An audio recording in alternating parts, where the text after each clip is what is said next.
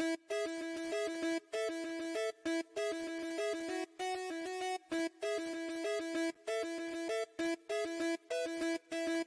found the coolest place to be, the PlayStation collecting sets, and come on, won't you sing with me? Welcome to the show. Gather round the boys and girls, collectors from around the world, and show the people what they need to know. Welcome to the show. Gonna talk to guests, only got the best. Gonna put their knowledge to the test. Gonna laugh and needs, gonna listen dreams, gonna show you things you've never seen. Gonna sing a song to the break of dawn. Gonna run this party all night long. So come on everybody, let me see you dance. Get yourself ready in the one long chance. You found the coolest place to be, the PlayStation collecting sets, and come on, won't you sing with me? Welcome to the show. Gather round the boys and girls, collectors from around the world. They'll show the people what they need to know. Welcome to the show. Welcome to the show. Welcome to the show. Welcome to the show.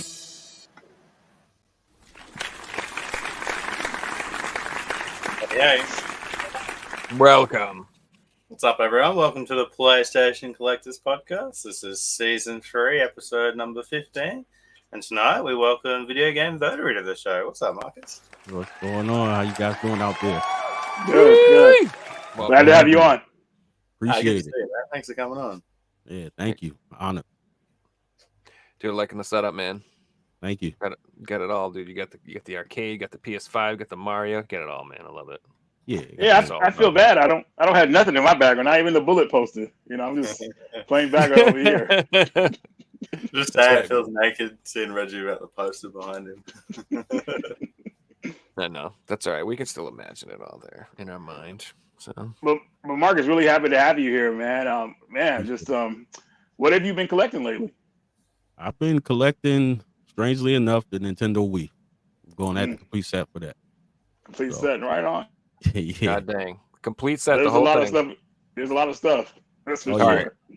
All right, Yeah. so complete set means, I mean, you mean like just the US set, or are you talking like you going crazy? You getting All right. everything? U.S. retail set. Okay, all right. Yeah. All right, I don't all right. think I'll go any further than that. That's enough. Yeah. That's like always a funny conversation on this show when people say complete, because it's like, how complete? What do you mean? Do you mean like That's true. everything, all regions, all variants, upside down, misprints, everything? Yeah. Everyone's got Well, their that's- own version of a full set. So a full set to one person is every game in the world. A full set to someone else is every game in their region. And they're both right. You know, nothing's wrong. It just depends on what you want to collect. I think Yeah, the Wii right now it's such a good time to be going for it because everyone is going for GameCube, PS2, or Nintendo Switch or 3DS. But the Wii hasn't been talked about for years. It's really underground right now. It's definitely the one to be going for. It's coming. It is, man. I wanted to ask you, Mark. Like, is it hard? Like, I mean, obviously, it's hard to get to collect a complete set because the lists out there, they're legit or not. So you have to make sure certain games are on that list for the American set. Have you had a hard time doing that? Yeah, I hit some snags in there. I reached out to you and you asked me to send the list, and I actually chopped off like 10 off of that list. And it's Nice. weird. I don't know where people come with these lists. Like some of the games on there like didn't even exist, like it never came out. Mm-hmm. Then you had certain games that were like under a different name. So it's very important, like knowing the names in your region, because at times I overlook stuff because I was looking for a specific name. And I was kind of just trying to get each title before I went after any variants. So I was paying more attention to the exact titles that was on that list, and then realized doing research, it's like constant research to make sure you're going after the right titles and you know what to look for. That's very important. You made a really good point too about games being on the list that don't exist. I collected a full PS3 set close to 5 years ago now. And being with the community, I keep meeting new collectors who are collecting full sets. And I'm constantly getting the same photo sent to me. Hey, Figsy, I can't find this game. And I have to be like, that's because it doesn't exist. Right. There's 3 or 4 different Amazon listings that got made years ago, or PlayAsia listings. They're placeholders. And they do this when a game gets announced. And if a game doesn't get released, it never got sold. But some of these placeholders are up there on the website, and you can even buy them, but the game doesn't exist. So Right. there's like 4 or 5 games that keeps getting put on people's lists, and then the list gets shared, and once it's out there, it's hard to get rid of it. Yeah, and I Mhm. think they actually add some of the like digital titles on there too. So I mean, it's a lot of work going after a complete set, especially when it's a larger library. Because how many games are in that PS3 set? Again, it's one of those. What's Depends the on real- what you mean. Well, how many are in the set? What list are you Yeah. looking at? Yeah. PAL's around 1170 or something. So Woo, around, woo. Yeah, so that's Ye- difficult. The Wii's like almost 1,300. So yeah, Yeah, the only complete set I ever went after was, I think it was the Neo Geo Pocket, and then I gave Mhm. up towards the end. The last two, like this pachinko games, I was like, man, I'm not buying these. Then I had the Virtual Boy. I was one more closer to that. All I knew was Jack Rose, but I was like, nope, I'm Mm-mm. good. So You know, it depends on how much it means to you to have the complete set. I mean, it's awesome when you do, but it can be painful. But like the only time I went through like that madness for real was with the PSVR 1. Like that was like I really like scoured and did research and tried to get everything. And it's so funny because I had that exact same problem where like there was like 3 or 4 games that had been announced and listings had been created for them, and like they ended up on people's lists like coming soon, this is coming, or people put them on Reddit lists from 4 years ago, or this, that, and the other Right. thing, and then there's pictures of them you can look up and covers and everything, but they don't exist. They never got released. So yeah, you just gotta have to learn that stuff, but Yep. you never know. True. So, it's important to connect with other people doing the same thing, because there'll be multiple collectors all going for full sets, and if you guys are all sharing your information, it makes it so much easier, and right, it makes getting games easier too, because you might find a rare game that like is a sport game or like a Just Dance game, but because you're going for a full set, you're like, I know this is rare, and then you Right. trade it with someone else going for a full set for something that they find in their region that's rare. So Definitely. That's pretty cool. Another thing too, like obviously collecting for the Wii is awesome, but like I don't think people understand how amazing the Wii and the Wii U are for modding. Like maybe Yeah. some people do, but they are amazing, dude. Yes. Like I got a Wii U and I modded the ever living crap out of it, and it's awesome, dude. I have like all my just Nintendo stuff. You could go crazy, put Sega, PlayStation, all that, but no, I just put like NES, SNES, GameCube, and everything. But Mhm. oh, dude, it's amazing. It's so easy to do too. It's so easy to do. It's pretty easy, yeah, dude. I threw a hard drive on there. You just gotta like, kind of like disable the internet. That's the most important thing. So it never hooks up to the internet, because that'll screw everything up if it updates and it messes you all up.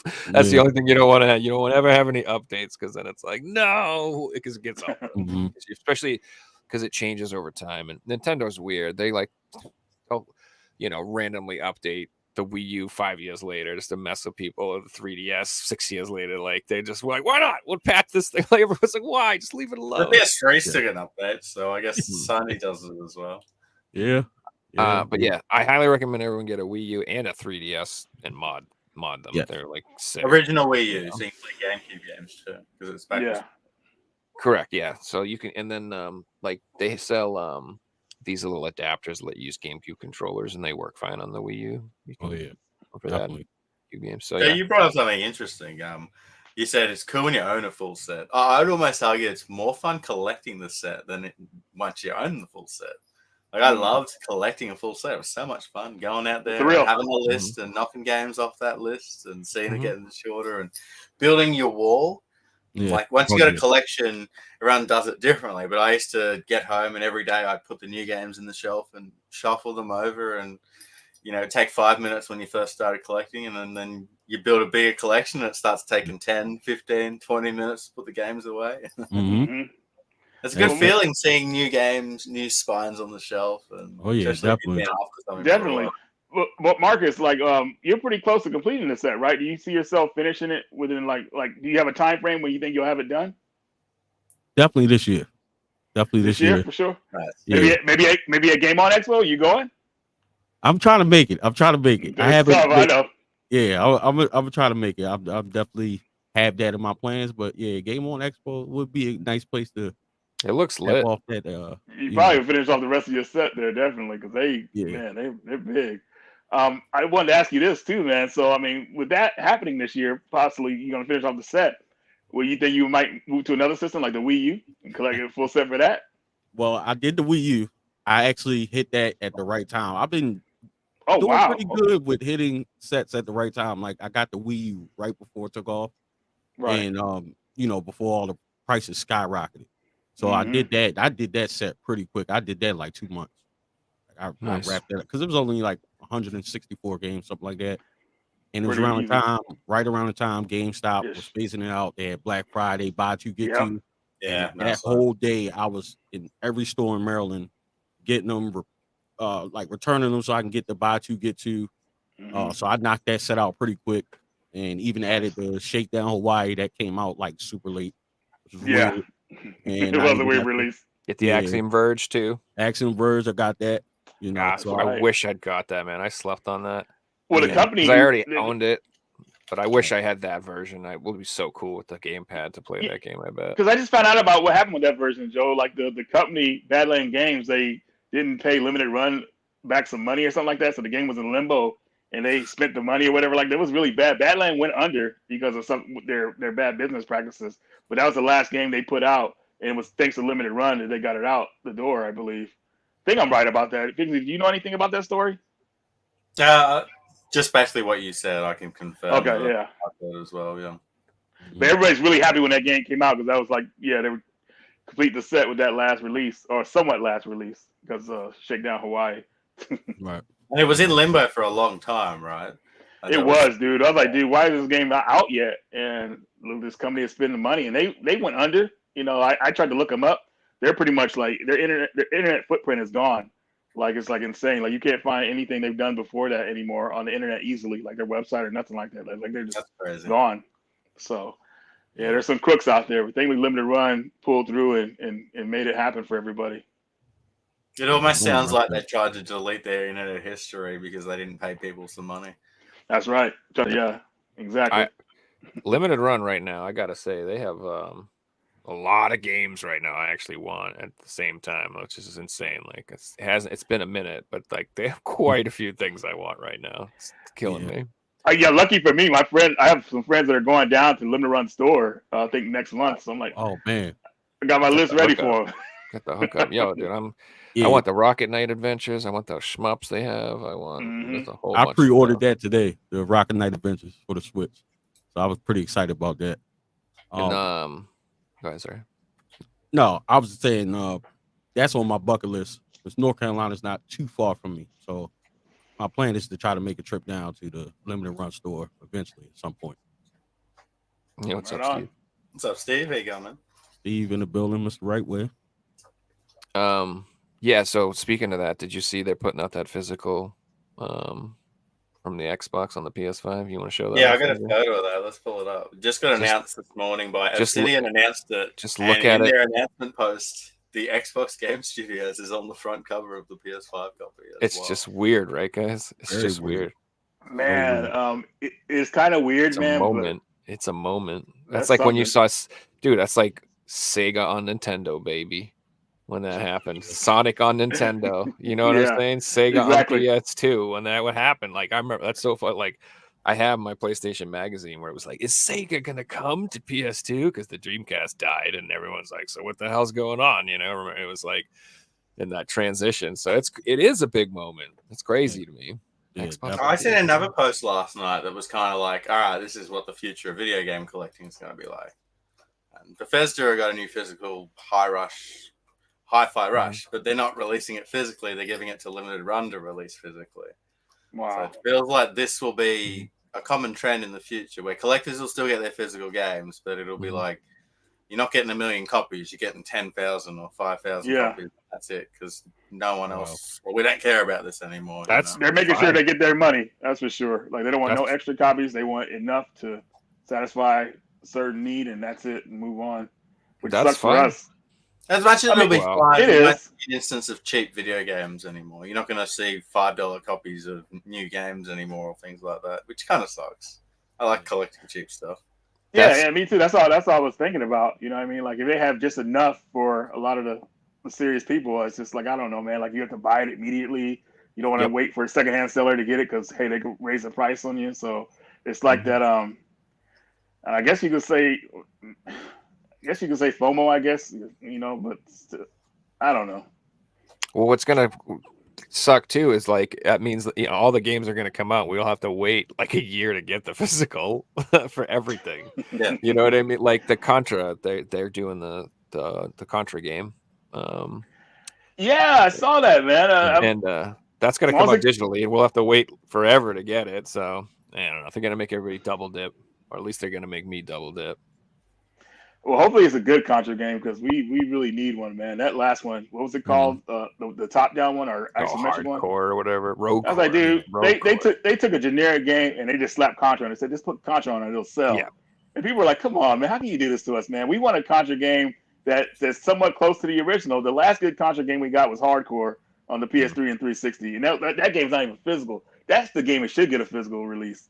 Yeah, but, that should have been on the Contra collection. I don't know why they didn't do that, dude. I would have that would have sold, in my opinion, a lot more copies. Because these guys don't want to pay the money to port it. Because how can people own it apart from having it digitally? It's not. Yeah. I liked the PS2 Contras too, the Shattered Soldiers or whatever, and those are good. Yeah, hard, but maybe they should do a collection with those ones. Like the PS2 ones and then the PS3 ones, and Yeah, I think that'd be a good sale. Yeah. Obviously money in Contra though, so I'm sure that it's on the mind of at least limited run games to get these done in the future, if they can. Well, what I'm curious about is that I know that the European release, which was originally the first one, it was going to be a PS5 and a Switch copy, and the Switch was going to be a code in a box. They weren't even going to do an actual cart for that. So I'm hoping, I would think, limited run, their Switch version will be a damn game, at least I hope. So that's cool. Because, that's a game that I absolutely want on the Switch. 100%. Like, I want it on... I'll get PS4 too, but that's just... I want it on a Nintendo console. You joking? Like a Contra game? I just gotta have it on my Switch. I don't know. Some games just feel right on the Switch. It just feels right. Yeah, dude. It's like, exactly. It's like, I don't know. Like the Pixel Heart collection, as much as I'd love to have that PS4 copy, like I just feel like I'm happy to have it on my Switch because that's where I played Final Fantasy for so long. And I did switch over, obviously, Final Fantasy 7 and everything, but I don't know. Those games, the Pixel Heart games, 1 through 6, that was Nintendo, baby. That's where I played those games. That's where those games belong to me. I don't know. My mind, I have no logic to how I downgraded on your PS5 or downgraded on the Switch. It's going to look exactly the same on both consoles. It's going to play exactly the same. So you may as well have it on, the console that you grew up having it on, the Nintendo. It makes more sense. Definitely, I agree. Yeah, I've always I like indie pixely art games on the Switch. I've always liked that, like those retro style. Yeah, get them while they're coming out like that, because I feel like that the whole Final Fantasy 7, the Final Fantasy collection thing. Because Figsy, I looked it up too, man. Like people were selling copies for $1,000, and they're selling too. It's crazy. Yeah, I thought that they might be scheming, like how some people like try to make stuff look like it's selling and then cancel the bid or whatever like that. But they're legit selling, and I couldn't believe people would go that far just to get that collection. I would just get it on the Switch, but I guess people want that flex, man. Yeah, I guess that comes with it. Because they're not opening the copies. They're not opening them. No. Absolutely not. They have to get it now because they think it's going to be $2,000 in 6 months or in a year's time and things like that. And it might be, but it might also get reprinted. So if you're taking that risk, then you might lose all your money. That's true. And I hope it gets reprinted. Selfishly, obviously, I do. I can see that upsetting some people, but it is a risk these days. The reprint fear is real. Like I don't know if I'm dropping big money on a game, it ain't on a PS4 game right now. I heard that, man. That whole Siberia thing like tripped people out with the Video Games Plus. They did that reprint for those PS3 games. Like man, all the people that had their sealed copies, like they're like, what the hell? Like how did this happen? Expensive 2 PS3 games both got reprinted, and then they went through and did 50 of the 100 most expensive games. Like they all got reprinted. Mhm. It's crazy. Wow. It's crazy, man. Did you see like what is it? Bit Trip has a compilation coming out. Xenocrisis, Final Vendetta, and Collection. All 3 games on one disc. Yeah. Are you serious, bro? Oh yeah, that's happening. So Xenocrisis was on the PS4, I believe. That was a strictly limited release. I don't Yeah, think strictly limited did the Switch and PS4 copies. Then so that's going to murder the value of those because it's Yeah. going to be on a compilation for $19.99. You get all 3 games now or whatever. Wow. I mean, it's cool. It's a good deal. Those are 3 good games. It almost goes without saying now, if a game's expensive and there isn't licensing issues, then someone's going to try and reprint it because there's money to be made. Right. Definitely. Exactly. I was talking to a friend last night who was asking me information about rare PS3 games, and he's familiar with old prices, and I'm just like, well, all these games have been reprinted, and then are the only ones that haven't. They tried to, like Godzilla, they've tried to reprint, or I brought up Africa, and Africa is interesting because Natsuma is still around. So if Limited Run came to them and tried to reprint them, they'd probably be like, well, we'll just do it ourselves if we wanted to. It'd be like Atlas, you know, they're going to reprint games themselves. They don't have to go to Limited Run to do it. And a lot of these companies aren't around anymore. So they're going to people who, you know, get money for nothing. And it makes sense, right? Exactly. Yeah. Yeah. I agree. Wow. They need to get all of the Working Designs games and reprint them all on PS4. Yeah, especially those earlier ones on the Turbo system, man. There's a lot of. I mean, I think I have most of them, man. But yeah, they could do a reprint of that series, man. I mean, Working Designs was I mean, I didn't appreciate them at the time, but when they were gone, man, I felt really bad because they really put a lot of effort. They were kind of like the catalyst for like all these companies now, like making these collector's edition, like making good ones, I would say. Because you remember the Lunar Complete Edition for Eternal Blue and Silver Star. Gorgeous. I mean, dude, like I still go back and look at mine here and there. Like, man, what a great collection this was. And I still remember when I first got Silver Star, the Complete Edition. Like I remember we were on our way home from school, and I kept looking at it and going through the book and everything like that, just blown away with all the detail they put into it. That's what a lot of these companies need to like make sure they do. Like Working Designs left their legacy out there for everybody. Like, you know, this is the standard at least. You know, if you make a collection edition, do it like this. I seen some collector editions that were bonk, man, recently. My buddy Joel, there's this game called Grand Blue Fantasy not Versus, it's called New Link or something. Relink. Yeah. He said, Reggie, he did an unboxing of the channel. It's funny. I could tell, like, on the camera, like, he was upset when he opened it because the statue, it comes with a statue. You pay like $170 plus tax with it. So just yeah, it was about $200, yeah. And he opened up that statue, man. That thing was so small. And I was like, dude, you should have went with the deluxe edition because that came with the essential stuff you need, like art book, soundtrack, all this extra card stuff and download codes or whatever. The collection edition was like paying like $100 for that small statue, man. It was like just messed up, you know. So I was like, man, you got to really, when you look at these collection editions to collect them, make sure it's worth your money, man. Because if you come with a statue, make sure it's something like Horizon Forbidden West or Zero Dawn. Like, those statues were pretty good, I thought. Right. So yeah. Just this week, Reggie, my favorite game of all time, Elden Ring, just had its DLC announcement, and I saw that edition coming with the DLC. And price might be different in America, but in Australia, it's $5.99 for a collector's edition. There's an empty steelbook, I believe. There's no game. There's a download code and a statue. Wow! See that? Look at that. They're not even putting the disc in there. Hey, you want to put the disc in there? Give you the opportunity, but they're not doing it. Here's a DLC code, and you're good to go. But at this point, it's more of you're buying a statue. You like it. Back in 10 years ago, statue collecting and video game collecting were two different things. Yeah. You know, because F4F were huge, and I wasn't interested. I just wanted video games. But today, it's like you're just buying the statues. You're not really. You're getting this massive box. You know, you can't even put it on the shelf. You need to make a shelf for itself. So it's crazy to me. So, Figsy, this release is coming out for the PS5 because Elden Ring came out on PS4, right? Or did it come out on PS5? It was multi-platform, 4 and 5. But I don't think they announced the PS4 physical version. It'll be available digital though. Okay, I might get that PS5 version. You know, because that game looks pretty interesting. A lot of my friends are playing it. So yeah. Oh, if you don't have it, I would definitely grab it. Yeah. But here's the thing that even the regular physical version, the DLC is not on the disc. It's a code. It's a download code. So It's not the DLC's not on it. So this whole thing with this edition, all that, it's just a code. They don't want to put it in the work, man. That's insane. You know, same thing happened with I would have bought it Cyberpunk. again. I would have bought it again, guys. Yeah, same thing with Cyberpunk. That pissed me off too. But only the PS5 version had the DLC code. The Xbox One has it embedded on the disc. Really? Like, yeah. I was shocked, man. Damn. I was maybe like, I should get that version. Yeah, I mean, just for like, I would probably get that version. Yeah, I mean, I have the regular version. It says I have Elden Ring and Cyberpunk on PS5. Or sorry, PS4. I have Cyberpunk. But either way, I would upgrade both versions if they would put it on the disc.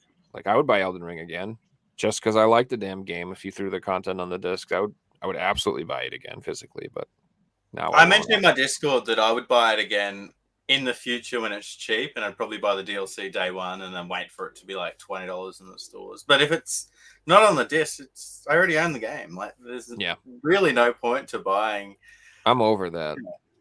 And if we don't stop doing that as like a bunch of like consumers, if we support bad business practices, they're just gonna do it. Like, so I don't know. I mean, it's over. The fight's over. Like we're all like, all games are gonna just be through limited run soon enough, and we'll have to just order our copy and wait a year for it, and hopefully. Well, if that happens, or I just say when that happens, I mean, do you think your collecting habits will probably like chill out a bit or whatever like that? Like maybe you'll just focus on just, I don't know. Because I feel like if limited run is only I mean, somebody will compete with them. Obviously, we got other companies out there that do physical releases, but when it comes down to like one big publisher like them, man, it's going to be a crazy market. I would think when it comes to games, because I actually enjoy going to a store and and picking up games. So with GameStop, I'm not saying GameStop's in a bad position, but would you guys see someone like Limited Run opening more stores across the country if GameStop fell off, or they were the only publisher mainly? Maybe regionally. Yeah. I think so, especially if I struggle to see it because we're on an online world these days where people are cutting out the middleman and just selling things from warehouses, and the days of Amazon is amongst us, and it's hard for GameStop to even compete these days. So I wouldn't expect Limited Run to like take on the GameStop model if they're going to be the primary consumer of physical media. They're kind of dipping their toe in. Well, yeah, because they got their own store now. And then I know they got a contract with Best Buy. I don't know if that's still valid because I don't see a lot of their newer releases coming to Best Buy as of lately. But they still got a deal with Amazon. They got an Amazon store, which is where I go to get stuff because I don't like pre-ordering stuff because I just don't want to wait for anything coming in the mail or whatever like that from them. Because after that whole Castlevania anniversary collection thing, I was like, whoa. It turned me away from pre-orders. Like I'm like, no way, dude. Because they want the money up front and you wait 2 years later. Like that's insane. I don't know all the details about what happened with that, but I just know my friends were upset with it. And then one of my friends got their stuff sent to them broken. I was like, man, and Limited Run's return policy is horrible. So that's what I was just going to say. I don't like the order only world because I constantly get stuff broken. Constantly, dude. It's so annoying, dude, having to return stuff on eBay and box it and go to the post office and stand in line and just wait. It's so irritating. Yeah. So like, and I care. I'm sorry. I know that these people probably think I'm nuts, but I'm just like, dude, what the heck? It's broken. Like the disc holder is broken. Like I don't want it. I'm sorry. Like I pay more for brand new sealed games because I want them to be good. So like it's if the only time I don't care is if it's just I get an amazing deal. Like say a game's for $60 all day long. I paid $20 and I got it somehow in some amazing bid or something, and it shows up broken. I'm like, whatever. I'll eat that. It's such a good deal. I'll find a new case. I'll do what I got to do. It doesn't bother me as much. But like if I'm paying a premium, if I'm paying 60, 70, 80, 90, 100, whatever it is for the game, it better damn well show up in good shape. I just, and I swear, like Amazon, they've learned, like at least for me, like I complained so many times. Like I used to send them nasty messages. I'm like, if it says collector's edition, put it in a box. If it says collector's edition, put it in a box. If it says collector's edition or deluxe edition or anything like that, if it says I'm paying for a fancy edition, put it in a box. If it's just a game, I don't care. I'm not going to bitch and moan. If it shows up broken, it is what it is. But if I'm paying for something that says it's collectible, pull your head out of your ass and put it in a box. It's like, what the hell, dude? Joe, I think I told you a while back because we had talked about this before. Like, I bought something collector's edition off Amazon. I forgot what it was, but they sent me the item and they put the packing label on top of the collector's box. On the Oh, And box. I was like, what is this? I couldn't believe. I was like shocked. Wow. I took a picture. I think I sent it to you as soon as it happened. And I was like, dude, how can they do this to me? Like, you serious? Like, that's how they treat their stuff? Like, no effort, no packaging. They said the collector's edition box, just slap that on there and boom. And you know they're tossing it around and everything, which was beat up. And I was like, dude, Yep. common sense. I would say, Reggie, that wouldn't be someone malicious. It's just someone who has absolutely no idea. I've seen posts out there of people buying consoles, like special edition consoles, and that they get it and it's wrapped up like the shipping tapes on the box, and it's like they paid an extra $500 for this special edition console they have to return. And they bought it from someone who had absolutely no idea and thought, oh, but the box will protect it because it's a box. Yeah, definitely ruined it for a lot of people. Yeah, 100%. So Marcus wanted to ask you, man, like, how long have you been on YouTube? I've been on YouTube now. I believe I started in 2018. 2018. I think it's 2018. So right on, man. Been a little while. Going on like 6 years almost. Did you have a certain goal with the channel, or you just enjoy just doing content? I enjoy doing content. My goal is to kind of just, I guess, reach a certain level where I get, invited out to events. That was kind of always my goal.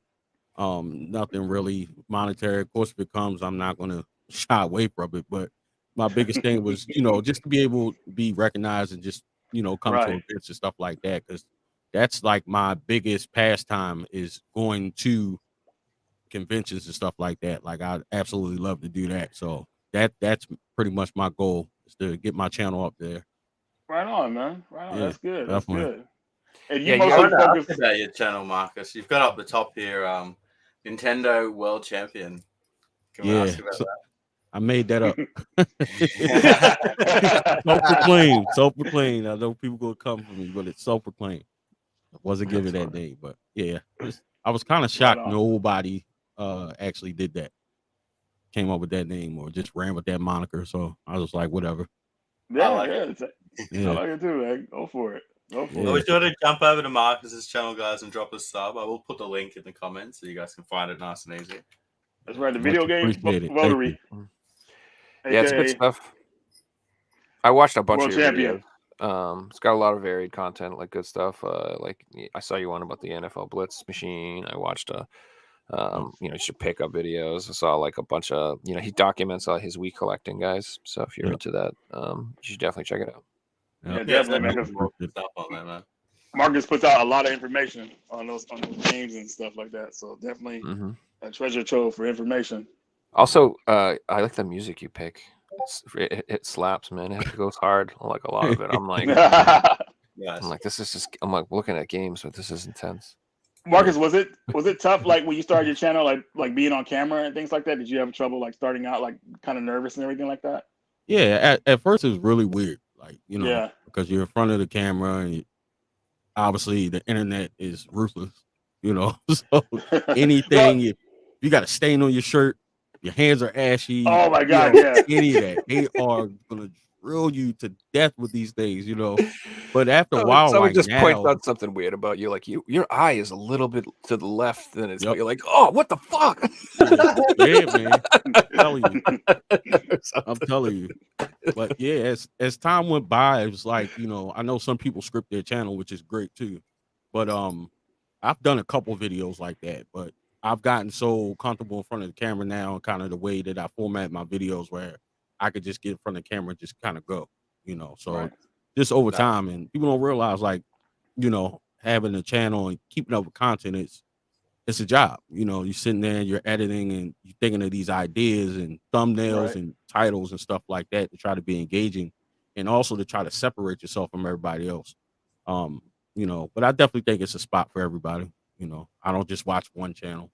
So it's a million of us up here. Everybody's got different opinions, different knowledge about stuff like that. So, to each his own. And I encourage everybody to, support all their favorite content creators in whatever way they see fit. Not just that, everyone watches different content different times too. You You got your Wii videos out now, but someone might start collecting Wii games in 5 years and Mhm. watch every single one of your videos and just like start commenting on them all. And Yeah. I made a series about the PS3 like 6 years ago, and I get people going through watching every episode still, and it's like that's cool that Yeah. you know it's Yeah. up there, it's on YouTube, it's there forever, and you know it's always going to be there, which is awesome. Yeah, that's something that I think about because I find that some of my older videos, even if it's just something small, like if I get a random controller from somewhere, I'll unbox it and review it real quick. But you know, I'm pretty sure everybody does what I do. If I'm not familiar with a game or some kind of controller or something, I go straight to YouTube and I'm going to look it up. You know, so a lot of times, like you know, being a smaller channel, you know, you can get discouraged at times where the video doesn't perform quite as well as you would hope. Mm-hmm. But then, you know, it's always their hope, just like Figsy was saying, somebody's eventually gonna I think it's gonna be a lot of people going at the Wii set. So me kind of going through and documenting that, I think it's gonna be able to help a lot of people moving forward. And then I plan on, once I finish, actually going through even deeper and diving into separating like uncommon games, expensive games, and stuff like that. And you know, try to explain the difficulty in finding. I try to, you know, pinpoint those in the videos, like saying these are uncommon, and even with that, kind of depends on where you're at too. Because I know when I travel out west a couple times when I've seen Reggie, like it's way different when I go out there to those conventions, the games that I can find. Like it's a huge difference.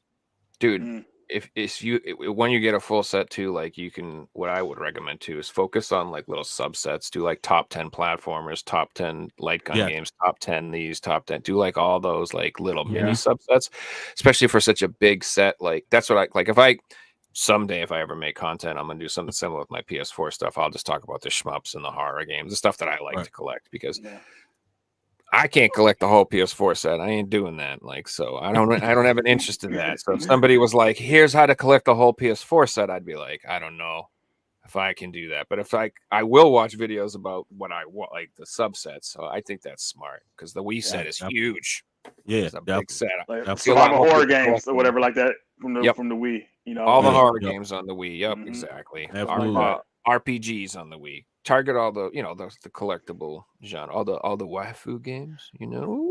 Yeah, definitely. Even like By the way, can I just say, has anyone been on Twitter today? Has anyone been on Twitter today? Because all I saw was Tifa's tits in that in the a million times. The game got leaked, or I don't know, people got it early for reviews or whatever like that. So we're seeing a lot of extra stuff. I'm trying to not stay off of it, but I don't care if it has a spoiler. Right. I'm good with it. I was an Eric fan in the first one. I think that's changed already. Well, they have us. I don't know. You know, you should spoil this for yourself at least. Go on Twitter and at least look at this. Just a couple seconds of them at the couple seconds. Check it out. It's whoever made Tifa. Just God bless you. Whoever. Well, quick question for everybody. So, just, I think everybody here has played Final Fantasy VII except Figsy, right? The original game. I played the first one. No, sorry, I played the remake. I haven't played the original yet. Okay, so Marcus, have you played the original Final Fantasy VII? Yeah, I haven't played all the way through, but I have played it. Oh, so you played a portion of it. Yeah, I forgot I was going with this, but I'm just really excited about this remake coming out, man. I mean, because I played the original game back in the day, and I loved it. I had some problems with it, not at the time, but over the years, I kind of looked at some issues it had, like the ending was whack, or the game was rushed on the third disc, and now this company's taking their time and bringing this game back. And I'm playing a demo recently, and I'm like, dude, I cannot wait to play this game. It's like a whole world. You know, I'm not. You know, the original game was a tactical game, like strategy RPG, pretty much. So turn-based or whatever like that. This one's more of an action game. And some old school people were hitting me up about it, saying, man, they don't like that. But I was kind of explaining to them why Square Enix has to do that, because they want to attract a big audience doing a strategy RPG, like a tactical RPG back and forth. They need to make it action oriented and make it look like crazy, like Devil May Cry and everything like that. So yeah, that's the reason. Because I feel like when I played it, and I feel like I'm playing Kingdom Hearts. You know, pretty much the Final Fantasy meets Kingdom Hearts in gameplay. You know, so. Exactly. I'm not saying it's bad and like that, but I just see a lot of games do it, like Devil May Cry and all that stuff, all that crazy action type stuff. So it's kind of weird, but I'm in it for the story because I feel like the game is a sequel to the original game. So I think things are going to happen differently, which they kind of already have. So I'm just really pumped up with what they're bringing, man, because they're bringing out a third one after this one. And I think we're gonna get that one a little bit faster than we had to wait for this one, because this one's pretty much 4 years we had to wait for this game to come out. So well, they very decided excited. to do 16 in the middle of it. That was the main reason. Yeah, they try to throw it in there to mess which things felt up. Man. rushed. Yeah, it was rushed. And here's another thing, Figsy. These guys were working on Kingdom Hearts 4. I thought 3 was it. They were done with it. They're like, no way, the license hasn't expired. We're to keep this thing going until this license expires, I guess. So they're making a part 4, which looks like Final Fantasy 7, like the graphics and everything. It's You can understand there's so much money in Disney though. So like they could do a Star Wars world now. Yeah, it's a money tree, pretty much, man. It's just raining money. So I wanted to touch on something that Marcus brought up. So there's plenty of videos out there that have like the rarest Wii games, or these are the Wii games to collect. But unless someone like Marcus or Casey the Game Nerd's doing it, you haven't got someone who's collected a full set. But the experience of collecting a full set is completely different to someone who just collects the rare games from the YouTube videos. Very true. You realize that, I've been after this game for 6 months. It's the rare game. No one's talked about it before. I can't find it on eBay. No one knows where to get it, and it'll be some random game. And like, I have a game like that to show you today. It's exactly like that. Nobody even knows the damn thing's rare, but I've never seen it before. I'm very excited.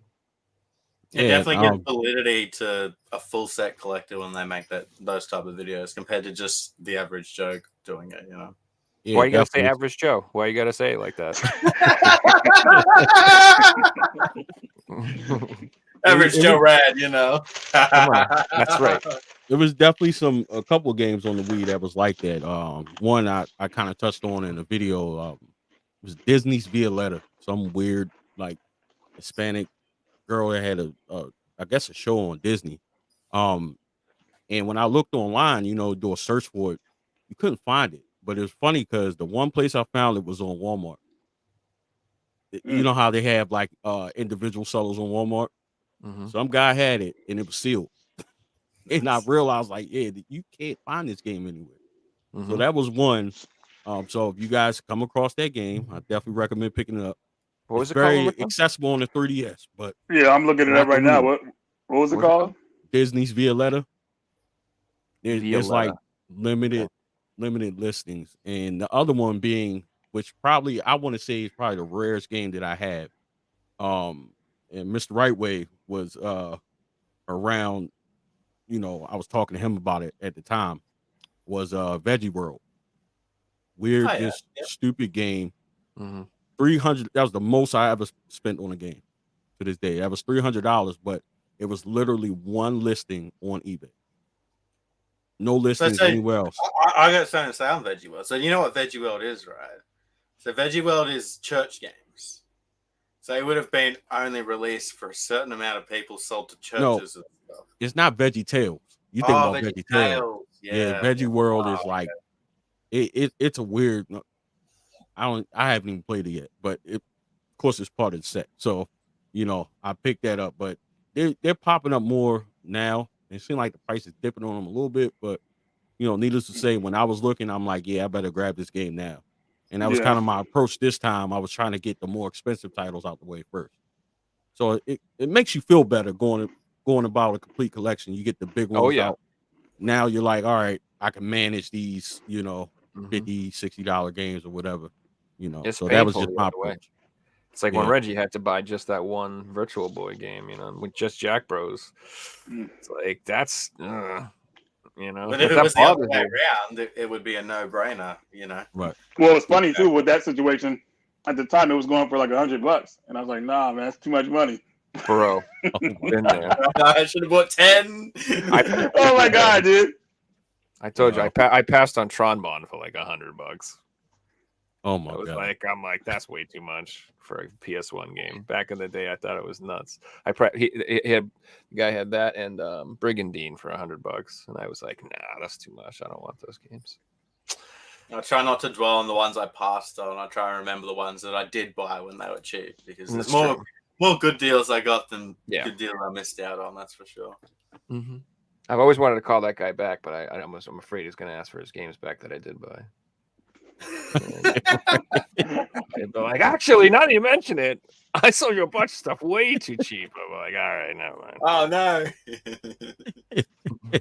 I sold all that stuff. That's all gone. I just need new stuff. Right. I already played those games. Yeah, I just bought them to play, man. Oh yeah, you know how it is. That's the same. Hey, what have you been playing these days, Marcus? I've been playing Prince of Persia: Lost Crowns. Oh, I'm okay. playing that on the Switch. I've been enjoying that. And with Final Fantasy get ready to come out next week, I was like, I need to finish the remake. You know, so it's kind That's of gonna hard be trying to big. manage and juggle playing multiple games. I try to stay focused on one, but Mhm. you know, I've definitely been picking up a lot of Final Fantasy games like Crisis Core. I got that on the Switch. Is that on got sale that. yet? Yes. When I got mine, I think it was like $20. That's what I'm trying to get mine for. Get the PS5 version. Yeah, I'm waiting to get it on sale. It hasn't dropped in price over here yet. I got a gift Yeah. voucher for the game shop, and I'm like, yeah, I'll go get Crisis Core, and it's like $80. I'm like, no. It's funny because Final Fantasy XX2, the remaster on Switch, that's like becoming hard. It's crap to find. Like I found one, I think on Macari. You know, Yep. some of these games, especially Switch titles, like the first party ones, they're disappearing. And it makes me think that maybe Nintendo's considered doing a what is it called? Jeez, I'm having a brain fart. Not their version of the greatest hits. What is it called? Selects. I think Yep. they may be attempting to do that because I was hearing the rumor of the next console being pushed back, and I wonder if they're trying to just take advantage and grab some more of those sales, which, you know, Which the sales are good. yeah, it won't hurt. You know, I think they want to try to pass PS2 as being the best selling console, and I think it's. Oh, I think definitely do it. I hate $50. I'm sorry, man. Sorry, Reggie. I hate it, man, but it might happen. We'll see. it might happen. I don't think it can not happen at this point. Even if the new console comes out, the Switch is. I mean, because look how long it's been out, you know, and everything, and you know, yeah. So if they release the new console, it has backwards compatibility. They release the Nintendo Selects, and then they do a price drop on the old systems. Forget it. Yeah. I'm gonna buy 2 or 3 more OLEDs just to have them. definitely. Dude. Just to have them. Like I already own hold on, I own 5 Switches in my house. Wow. So 2 of my girlfriends technically, but They're in bought the them. house. They're mine. The house is yours, yeah. Yeah. So like, I don't know, man. I want I have like the regular red one, and they came out with the red OLED. Like, I gotta get it. I gotta have it. I need to have that too. I have to have it. Oh man. So yeah, I mean, I might buy a couple more. Just I like having these consoles. So, but then again, if they are backwards compatible, the new one maybe not. Did you guys catch the Nintendo Direct this week? Man, that was horrible. I'm with you. Like I watched it and I was, oh yeah, fast forward. I'm not really interested in this game. Fast forward. There was a couple that I'm like, that's kind of cool, but Yeah. I was kind of disappointed overall. Yeah. I mean, it was the partner one, so we give him a little break for that. Shin Megami Tensei looks great though. Go back about the consoles outselling each other. The PS2 is considered a home console, where the Switch is like a hybrid. So I don't know if it if it would compete. And because the Nintendo DS is the best-selling handheld of all time, and it's right behind the PS2, like literally like a million behind it, and then the sales stopped for it. But yeah, Switch has got to pass the DS first, and then they could get the PS2.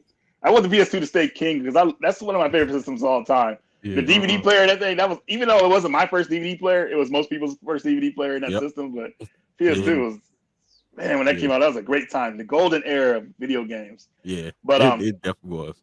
Yeah. But the Nintendo Direct though, man, I mean, Figsy, were you like just kind of like watching it and just like no, this game is horrible? Well, and not just that. They didn't even live premiere it. Like their midnight dropped and suddenly they released a video. It was really weird. Like the video wasn't even a live premiere, so you couldn't like react to people as the games got out. And like I enjoy seeing people's reactions when they announce games. Well, we missed that.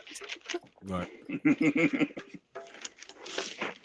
Yeah. Hey, Reggie, I wanted to bring something up about the PS2. So today we're in 2024. There's more people playing games than ever. PS2 is still the #1 selling console. That's kind of crazy. Well, one of the biggest reasons it sold so well is because a lot of people wanted to go. They wanted to transition to DVDs because VHS, obviously rewind and all that stuff is like, come on, you know what I'm saying? So kids were able to talk their parents into getting one because, hey, we'll have a DVD player now. And that was a good reason why to buy one. You could play games and DVDs plus backwards compatibility. With Sony, I believe, PS1. was the first one to do that. Yep. And that was No amazing. brainer. Everyone needed to upgrade. Why wouldn't you? Got to play all Yeah. your games, keep it. Even the controllers, I think, work too, right? Even PS1 controllers. Yeah, they did. And you know, that's one of the reasons why Dreamcast, like they couldn't compete, because they didn't have a chance to. Because once the DVD was implemented, backwards compatibility, you know, backwards compatibility is a big thing, and people didn't really realize it, you know, at that time, but it was, because people wanted to play their games on that system. If Dreamcast was able to play Saturn games, maybe it would have been able to hang in there, but not for long. But the DVD function was mainly the reason why it sold so well, you know. Right. And at the time, I think the hardware they were using, the Emotion engine, so we were starting to see like the, I would say, you know what I mean, like more, I don't know realish, but you know what I'm saying. But the graphics were a big jump from the PS1. So, like I remember one of their big selling titles, SSX, the original game. I mean, that game was on point, dude. I was like, dude, So good. yeah, it was. Even though they didn't have the best launch titles, but that, like, certain games really stuck out and made you want to get the system. I didn't get my PS2 until the second round. I was in the military when I finally got mine, so I was in basic training. So when they finally let us all base, I went and bought my PS2. The game I got with it was Zone of the Enders. You know, I couldn't wait to play that game. Unlike everybody else, man, everybody else was buying that game just to play that Metal Gear Solid 2 demo, but I wanted Zone of the Enders for itself. You know, and I bought it. I remember playing it, and I got the disc read error, which was annoying that Sony had that happen to a lot of their first wave systems of the PS2. I got another one, thankfully, and then the next game I got was actually Metal Gear Solid 2. And, you know, I just got titles like that on the system, which is just an amazing experience. Like, I still remember playing Metal Gear Solid 2 and how crazy it was back then. You know, like Snake on the freeway, well, not on the freeway, but on the bridge, jumping down the stealth and everything like that. Was just mind blowing back then. So, PS2 is, yeah, man, amazing times with that system. Dude, you know? Now, one thing I would add to it is they mightn't have had the best launch library, but I'll tell you what they did have. They had the best press conference of all time, where Dreamcast just got announced, and the Sony guy walks up and he says one word, $2.99, and gets a standing ovation from. Oh yeah, Yeah, I remember that for the PS1. Yeah, and he just walked off after that, man. Like, that's all he had to say. Yeah, crazy. You just killed a system with one word. The Yeah, Dreamcast man. got robbed too, man. It was such a good Oh my system, God. dude. Yeah, Like, I gotta be honest now. Like, when I emulate and I look at games, dude, the Dreamcast it looks gorgeous, dude. Beautiful. Those games look so nice, dude. The Dreamcast probably had one of the best launches ever, though, if you think about it. Great, They had the best did. launch. great game. Yeah, they were the ones that had the best launch titles, man. Because I remember it was $99.99 when it came out to America. Everybody standing out. Those were probably the best, like, of the best times. Like, that was like one of the best. Not what's the word I'm looking for? Like a openings for a console ever. Everybody was having a great time. You know, it was so much fun. That was the first system, at least that was affordable, that you were getting arcade perfect experiences. The first being the Neo Geo, of course. Daytona at home. Oh my God. Yeah, Sonic Adventure. I remember I was working at Carl's Jr. That's probably Hardee's in your guys' neighborhood. This is back when I was a kid. I remember one of my coworkers said, "Man, Reggie, this is crazy, man. I just watched a new system. Sonic got arrested by the police." I'm like, "Sonic got arrested by the police?" Like, talking about Sonic the Hedgehog. He was like ecstatic when he was telling me. He's talking about the opening scene where the cops like pull up on Sonic because he's fighting chaos and everything like that. But no one ever seen anything like that, man. Like, the 3D was just so well done. And that first level, the coast level, a great introduction to that game. The music, the whale chasing you and just hopping all over the place. And the Dreamcast should have lasted longer than it did, and it did in Japan.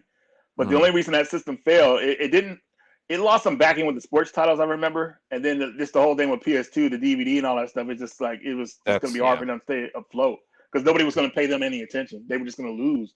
So it was good that they became a developer. I mean, they're doing well now, and we're still getting Dreamcast games. Like good games from Sega, I would say. I feel like the Xbox is a kind of a sequel to the Dreamcast because a lot of those games that didn't come out on the Dreamcast made their way to the Xbox. Thankfully, you know, we were going to get a lot of games that didn't come out because I remember what was that game on the Dreamcast? Ill Bleed. We were going to get Ill Bleed Part 2 on the Xbox, but I think the developer passed, so that's why we didn't get that. But you know, this games they were I don't know, man. I just feel like it was yeah. So I'm Yeah. all over the place with this because now I'm living back in this memory of this No, I system. got you. But it did last in Japan until 2006. So it Wow. it was still doing well in Japan. Well-ish. It was still surviving. But and we still get new Dreamcast games to this day. And, they're Mhm. indie games, but it's still nice to know that we're still getting Dreamcast games on That's the super system. cool, So dude. Yeah, I love Yeah, that yeah, they're doing that. I I love the think companies that do the Super Nintendo games coming out and everything too. Sorry, go ahead. yeah. yeah, Mhm. yeah. I think a lot of people forget too about the piracy issue with that. I think that Oh kind yeah, of you can. Oh, that's Oh, was a right. nail in the coffin for them. I do Yeah. remember like everyone I knew had burned games for their Dreamcast. Everyone. Yeah, they were using that. What were they using, man? I forgot what the program was called. It's still around today, actually. It was actually burst the Dreamcast game a couple years ago. Um, what was it called? I can't Yeah, I remember. can't remember. It sucked though. It sucked. Yeah, Just So on that point, Joe, every person I knew had a burnt PS1 game for their PS1. the modded PS1s, man. Yeah, man, it's pretty crazy. People were basically renting games and then like burning them or Yep. whatever like that. So yeah, that killed them. Guilty. Yeah, I remember that on PS2. People installing hard drives and burning their games and stuff. yeah, I did that later, and everything like that because a lot of games will play better with the hard drive and everything like that. But yeah, that's how they were doing it, man. Get you a bigger Right. hard drive and install those games on the system. Because collecting like back then wasn't really a thing until people started seeing the games are worth money, and Mhm. that kind of started with the whole thing with stadium events. If you guys remember when that was on the news, Mhm. video game sales for $5,000, and people were like, Mhm. "What? Video games? Let me see what I got." And then that's when that trend of like seeing what you got, what it's worth, and everything like that. So ever since people know they're worth a little money, then Right. kind of Mhm. changed it. But back then, though, no one was cared. They just had a collection of games and had no intent to sell them unless they were getting newer games or whatever like that, trading them or whatever like that. Yep. That's why GameStop made a lot of. They got a good amount of old school retro games over the Mhm. years because people weren't caring about them. I The think circle of life was their whole business model. Because it was more important to get the old games back in the shop than the Right. new games out. Because they made more money from pre-owned games than they did from selling new games. Yep. Oh, 100%. I think 100%. I think AVGN had a huge impact too. I don't think people like really understand. Like I remember when I first saw AVGN and he had that room full of Nintendo games, and I was like, "Damn, I want a room full of Nintendo games. I love Nintendo." That was like that for me. That was like where that sparked. Like, you know what? I should collect the games I played when I was a kid. I love that shit. You know what I mean? For me, like I think that he had a massive effect on Yeah. and like awakening people's nostalgia for their childhood games. And if Definitely. you talk to like every collector, that's how we all started this nonsense. We were like, well, I just wanted to get the games I played when I was a kid. Yeah. Yeah. And And then I watched the video and found out about these other cool games, and yeah, I realized I only know number 2 of this one, and there's 4 of Right. them in this series, so I got to get them all. And then there's a spin-off series, and and then you got a full set. And now you're I'm like, curious and to then know, and then I just remodeled my house to add the addition so I could finally set up my collection. Right. That's I'm where it curious all to ends. know. You have Let's to go on that upgrade your topic. fucking house. Figsy and Reggie, like what got you guys started with your collection? Like, kind of how Joe just mentioned, like, AVGN and seeing Oh. that kind of sparked. so mine wasn't collecting. I was buying games to play, and Okay. I just got to a point where I had 150 of them, and I'm like, oh, I got to get a bookshelf to fit them all, and then that just turned into what else can I get, and then eventually I was just collecting. I didn't ever intend to go out collecting. It was always just I love playing PS3 games and they're cheap, and I want to buy as many as I can because they're cheap and play as many as I can, and yeah, that turned into collecting. Like I didn't wake up one day and decided to start collecting, but there was definitely a point where I went from buying games to play to buying games to put on the shelf. Right on. So I didn't start really collecting because I kept everything I owned from when I was a teen. So let's just say I started with a library of games pretty much, and that's how I did my collection. But I think around 2011, because most of the stuff I collected at the time was all PlayStation stuff, Game Boy Advance, and a little bit of DS stuff, right? And then around, I remember my buddy had a game shop, and we were looking at the schematics that Iberkin they were gonna make the Retron 5. They were talking about this system in place 5, all this stuff in one. I said, dude, that'd be kind of cool. So we had a game store together. And, you know, we collected the games that we like. Thought about collecting the games we wanted. So they make that system worth having. When we were collecting, this stuff was dirt. So we were finding so much stuff, and then the thrill of finding it all, you know, going out and everything. I remember we would close up the shop because it was slow. Man, let's go game hunting. Boom, we out there like hunting games and everything like that. It was insane, and all this stuff was like dirt cheap, so it became like a kind of like an addiction to buy some of this stuff, man, because it was just like we were so thrilled and happy. I mean, the rush you get when you find something on the cheap, man, is like, man, it's like nothing. It's like it's crazy, man. Like sometimes you feel like you're about to pass out and everything like that. Yeah. Shaking at the counter. Something like that because it's so tough now. But back then there was no competition of people looking for the same stuff, and it was just really you were really finding everything you wanted. So that's where my collection started. I would say around 2011 or 12ish is when my collecting bug started. But before that, I collected just what I wanted and everything like that, and I still do. But I went out more systems at that time, like Super Nintendo, all that stuff, around 2011, 12. Okay. You brought up a great point, Reggie, of just how fun game hunting used to be. Like, if you've just got into collecting today, you're not going to experience what it was like to go out with $20, $50 and come home with a big bag of games. And they're not just anything. They're like AAA titles, RPGs, today are $100 a pop.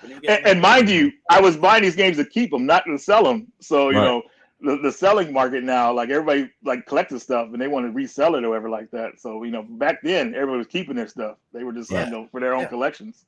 I wasn't buying doubles to sell because games are so cheap. Yeah. The only time I was buying a double was if it was a cool game to trade to my mate and he was going to trade me something for it. That was it, you know. Wow. I couldn't imagine back then. I just started collecting like probably in 2014, and I got that bug. Like I always was kind of in the games, always attached to Nintendo. But I've told the story a couple of times. I remember being on Facebook, and it was right around the time I was about to close on my house, and I was like, I saw this picture, and it's probably, you know, cliche. Everybody kind of has it. The cube organizers, the consoles lined up. I was like, dude, I want to do that. You know, now that I have the space to do it, I want to do it. So it started with that, you know, wanting the arcade, and I was like, yeah, I want to do that. That's exactly how I'm gonna set my basement up. So that started from there. I actually, for whatever reason, I decided like, all right, I'm gonna document this or whatever. And I remember coming across Metal Jesus Rocks. That was the first channel I saw.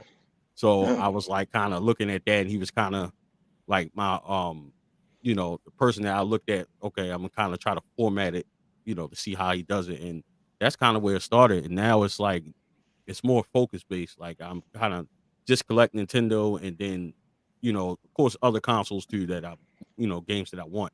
But I focus mainly on Nintendo now. So that was kind of the origin of that.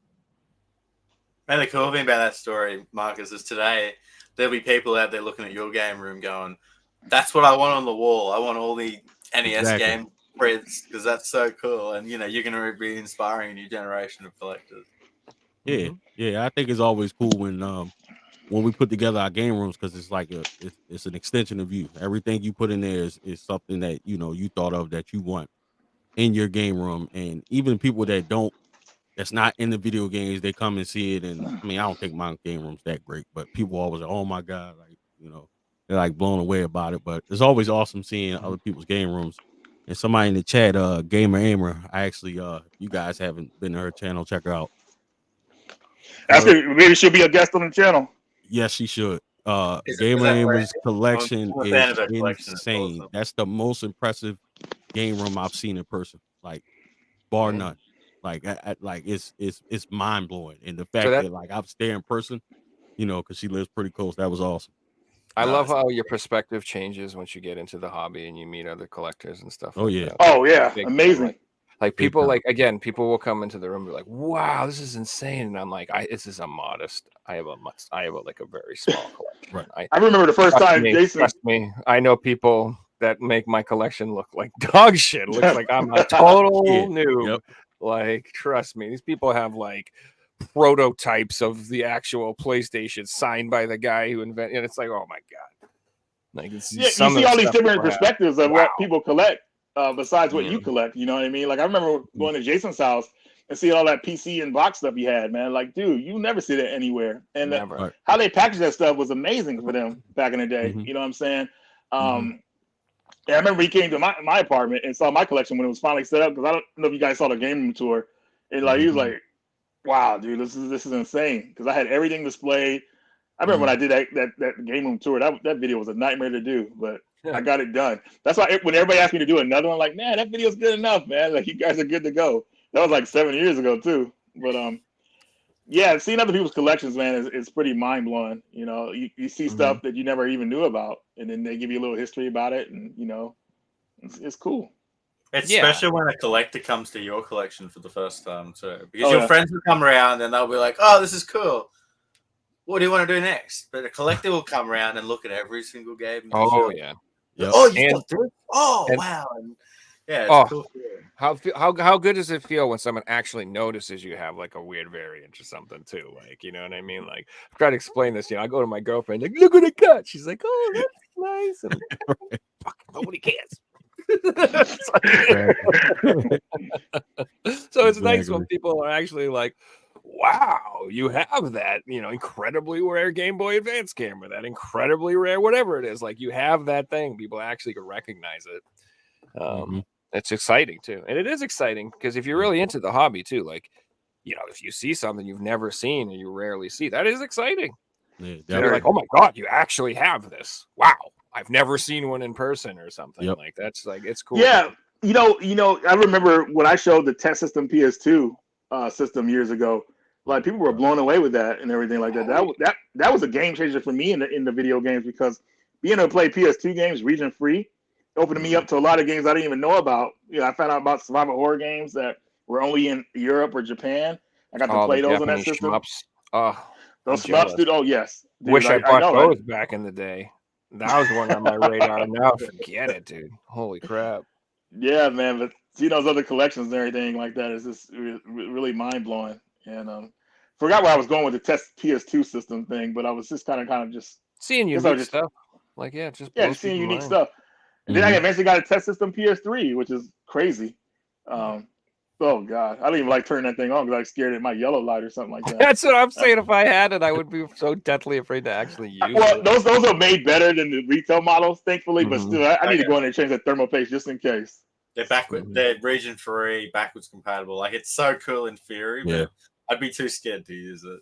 Yeah, what's crazy about those systems, Figsy, They you have can more force RAM, you can too. force games to 1080p, like older games. Oh, Like that's it what it will is. force them. It Wow. will try to force them. Like it's insane what it could do.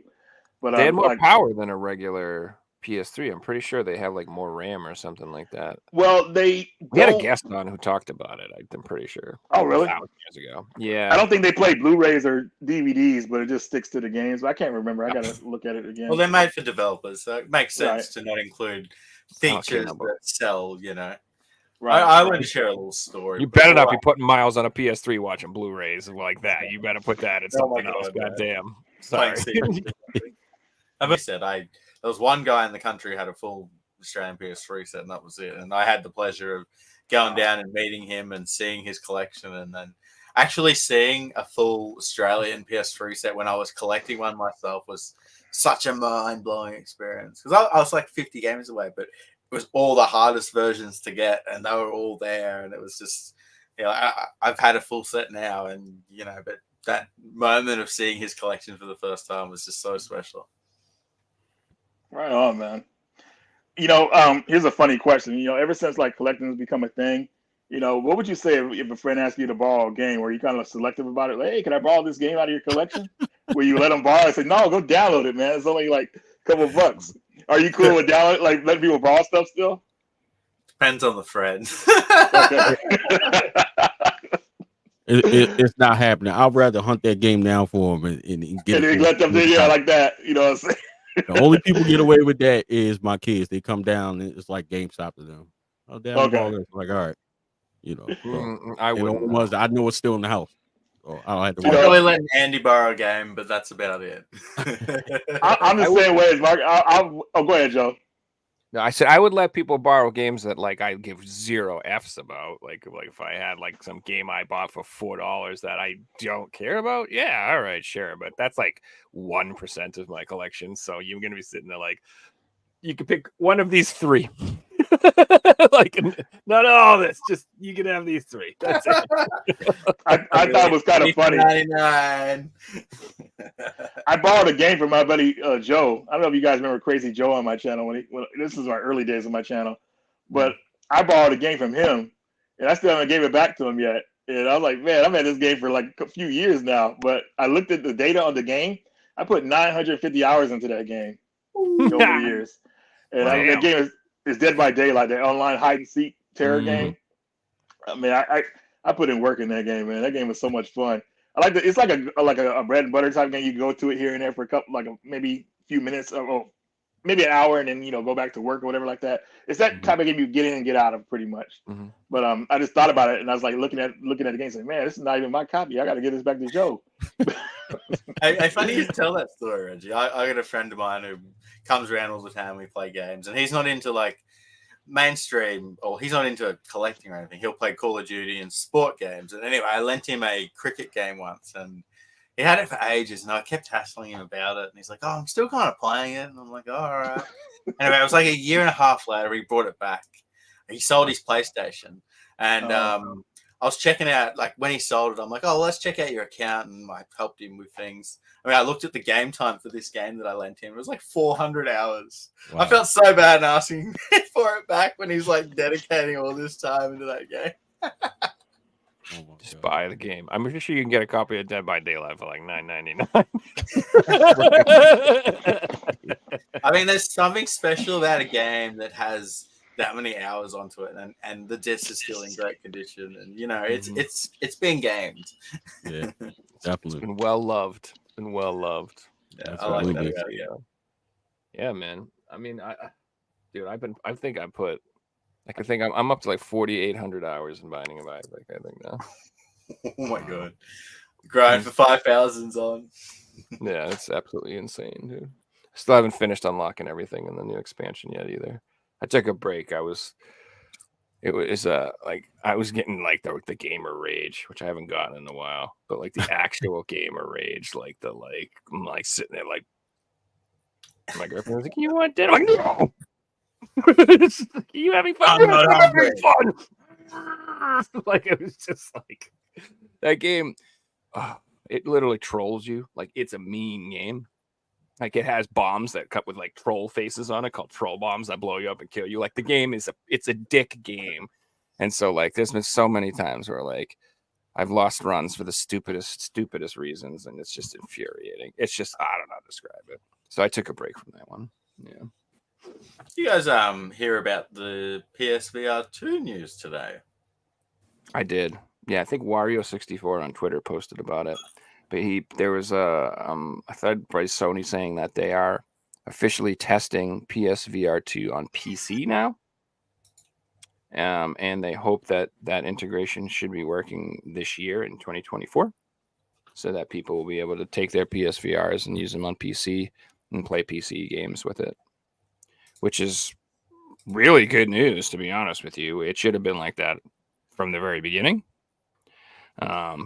But I'm super happy they're doing that, because there's a ton of I'd like to play Half-Life Alyx, and I don't really want to buy another $1,000 VR headset. But I was honestly going to be doing that anyway, because I've talked to you before. Like I'm really obsessed with Beat Saber, and great game. I love it too. But I'm at the point now where I'm like, the PS5 version, there's not enough songs. Like there's the song packs, but I'm not really in love with the song packs because it's all licensed music for most of it. It's like a pain in the ass to stream it. So I don't know. Yeah. I kind of just want to get the PC version, because it just has a million different songs, and that's what I want to do. So if it'll work with that, then that'll save me some money. Turner's asked, how many broken PSVR 2s do you own? I've returned 4 of them. I'm on my 5th. So wild to me. It feels like it's such a brand new product still. Like mental, man. So I don't know what exactly was going on but I have two PS5s, and on my original PS5, I was getting this software error over and over again. And every time I would get that error, if I was wearing my headset, it would nuke my headset and just kill it.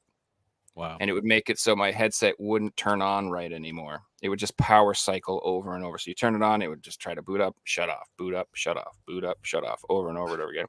So it's like nothing I can do to fix it. It's like a software thing. I didn't drop it. I didn't kick it. I wasn't breaking it. And so I just kept sending it back to Sony, and they'd send me another one. Same thing would happen. Send me another one. Same thing would happen. So that happened like, I don't know, 4 or 5 times or whatever. And so finally I just was like, I'm just going to try it on my other PlayStation 5. And I've had 0 problems. Never had that error. Never had that problem. Works fine. So I don't know. So all you got to do is have like 2 or 3 PS5s, and you should be good, guys. Well, this announcement seems like the best news for PSVR 2 since it got announced at this point, because it's been a bit of a shit show. Like, someone who supports the product has had a terrible experience with it, and that's the only experience I'm aware of. Like, I don't know anyone else using the PSVR 2. Like, I got a lot of friends who bought the PSVR, but unless you are seriously into a certain game, like, who's buying the PSVR 2? So yeah, PC support sounds like it could bring a second life to the PSVR 2. So I wouldn't want to scare people off from getting it if you're interested, because I do hang out in like a lot of PSVR groups and communities, and I'm in the minority who has that problem. It's not like this widespread issue that tons of people are having, but it is an issue, because if you go on Reddit, I'm not the only person who's had it. I've done research trying to figure it out, and there's definitely people having the issue. So, you know, I would put you in the category of playing it a lot. Like you play Beat Saber every day, so. Yeah. Correct. Now, many people who would use the VR would use it, you know, a couple of hours a week, like as more of a novelty. I feel like most people get it, play one game, and then never play it again. And that's because Sony doesn't release enough experiences for it to push the product. There's just really not a lot of like reasons to get it. So like they'll throw like a VR mode in for Resident Evil. That's cool, but we need more of those experiences specifically designed for it to sell the system, like the Horizon game. And then they did announce that new Metro game that's coming out, which I don't even know if that's exclusive or not, but that's what we need. And we need Half-Life Alyx. We need games that are like made for VR that make people want to buy VR. Like that, you know, you got to. We need Half-Life 3, Joe. Come on. Yeah, right. That would sell systems. Like, seriously, Half-Life 3, PSVR 2 only. People are going out day one buying that. Yeah. Oh, of course. Well, yes. I mean, that Half-Life 3 would do it. But I mean, I'm like, I would be happy with like just very popular franchises that with a dedicated VR experience. Like, why not a God of War game that's just VR? You know what I mean? Why not imagine if they came out with a Killzone VR game? An Uncharted VR game or something. Yeah. What I really want them to do is, I keep hearing that Twisted Metal is getting a reboot this year. And I've said this before. I would really, really, really love it if they had a VR mode for that game. That would be flipping cool, dude. Like, imagine if you could play Twisted Metal in the cockpit of the car with a steering wheel. That would be awesome. Like, yeah, that would be. Oh man, That'd be pretty surreal. Hell yeah, dude! You're in Sweet Tooth's truck, hitting the button, making hitting the thing. Like, come on, bitch! Like, dude, I would lose it. Oh, yeah, that'd be so fun. The series really gave that game a bump, so hopefully we'll see something soon, because that's one of Sony's first franchises, right? Yep. Yeah.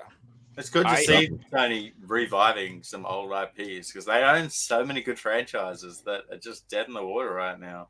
Haven't seen releases for 10, 15 years, and why Sony own them? Remember Ape Escape? Killzone, Resistance. Like, we could name 50 amazing series at this point.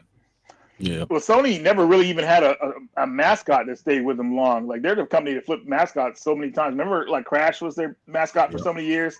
Those commercials.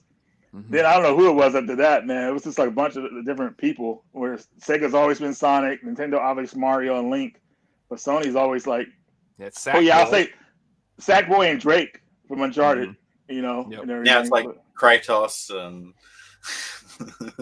doesn't really work as a mascot, you know. All right. You gotta have like a cute mascot or something like that to represent the company. Mhm. Well, I tried Sackboy, but I don't like Sackboy compared to Mario is no competition. You know?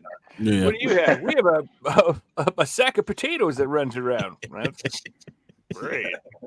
It doesn't sound that great. Do we have a quiz this week, Figs?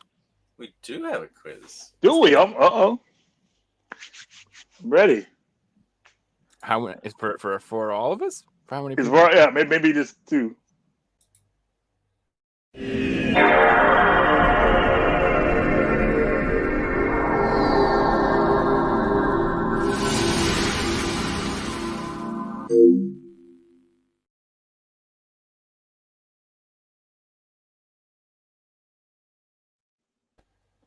Oh yeah.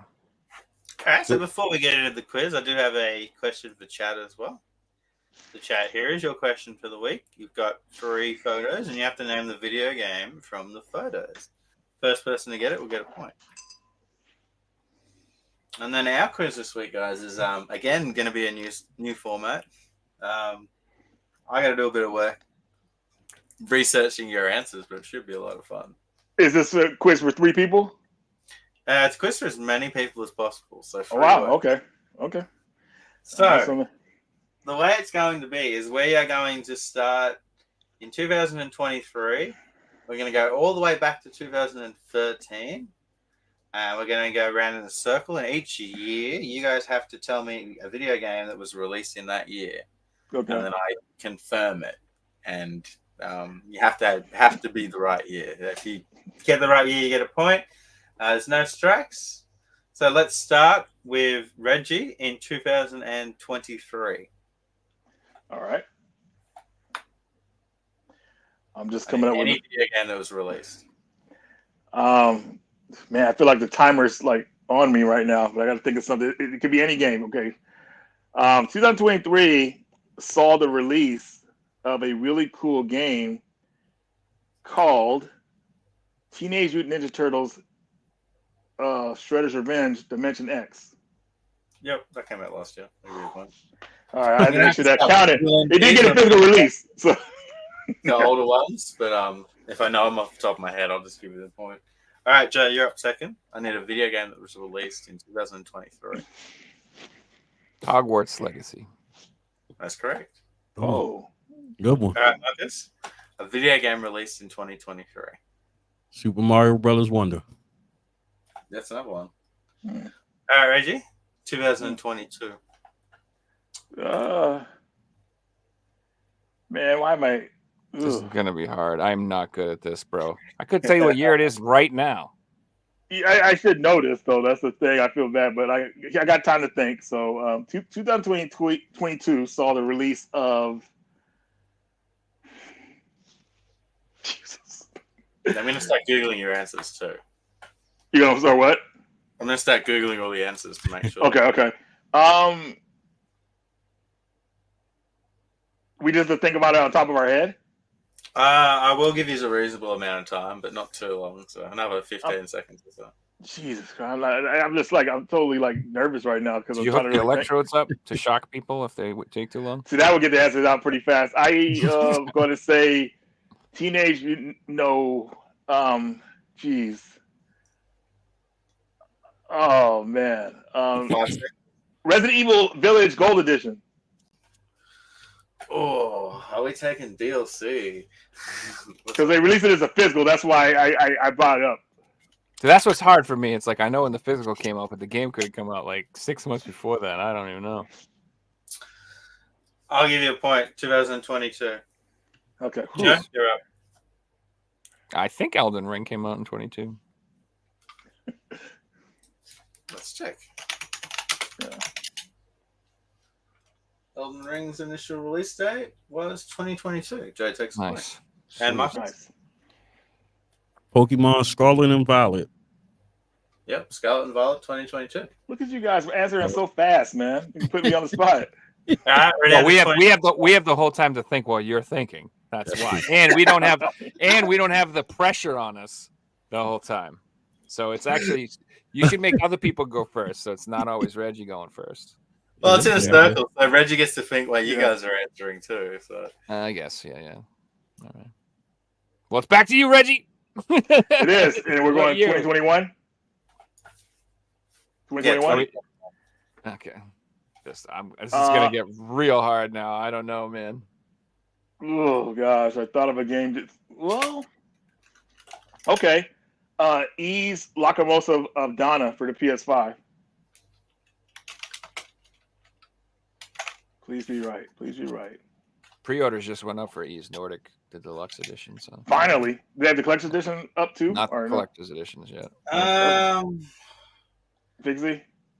Look, I type in Ease Lacrimosa of Dana, and it comes up with initial release date 2016.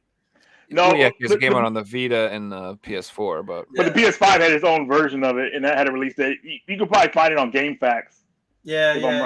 I know the version. Okay. I'm just wondering if I give the point or not. Oh, gotcha, because it was an older release. Yeah, we'll pay that. Dude, I'm barely doing this by the skin of my teeth. You also had the gold edition DLC too. These guys are native release titles. All right, Jay. It Takes Two. That's a good game.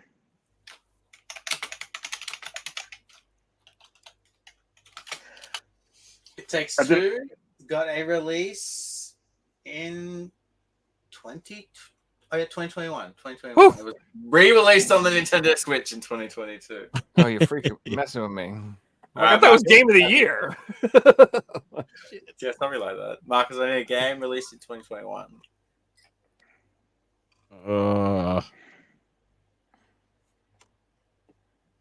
Forza Horizon. Which Forza Horizon? I think it was only just that one. I think it was just that one that was called Horizon, right?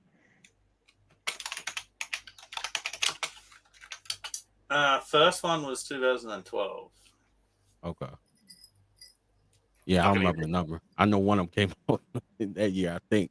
And I just want to add, we're not allowed any sport titles or any game with the year in the title. NHL 2021, 2022, That'll be an easy one, right? All right, moving on to Reggie. Needed game released in 2020. A Way Out. Ooh. I'm on the cusp with that one, man. I'm not sure that was. This is gonna be hard now. The year before. A Way Out was 2018. I lost. However, going to now mention that any game that has been answered can be previously re-entered for 2018 if you remember. But you can't repeat answers. So. Okay. All right, Jay, you're up. 2020.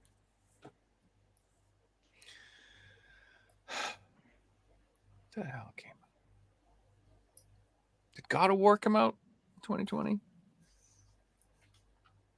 No, it's older than that, isn't it? Yeah. 2018. Actually know the year for that. Yeah, there you go. All right, Marcus, to catch up to the boys, I need a game released in 2020. All right, this should be pretty easy because PS5 dropped and I got on launch day. Spider-Man Miles Morales. Yeah. Spider-Man, I don't even have to look that up. That was 2020. Wow. Yeah. Yep. All right, scores a level. 3 apiece. We're under 2019. Reggie, you're up. The PS5 was out in 2009. Well, was it? No. See, this is a tough one for me, man. I can't believe I'm struggling. This is the first time I actually struggled like this on one of these questions because I'm really got. 2019 saw the release of. And there's like 2,000 answers too. Yeah, that's why I'm thinking like it's so much. I know. It's God, I really suck at this part of the show. Because I'm about so many indie titles and stuff. Dude, I don't know what year anything came out. I'm so bad with this stuff. This bro. is hard. Like you ever try to fill out a job resume and they're like, "Where'd you work the last 20?" I'm like, I don't fucking know when I worked, where I worked. I don't know what decade it was, what year. I like Linkin Park at the time, so that might have been like. I'm just kidding. I'm I'm gonna guess with this one because I think I got it in 2019. It's the physical release of A Hat in Time. Hat in Time.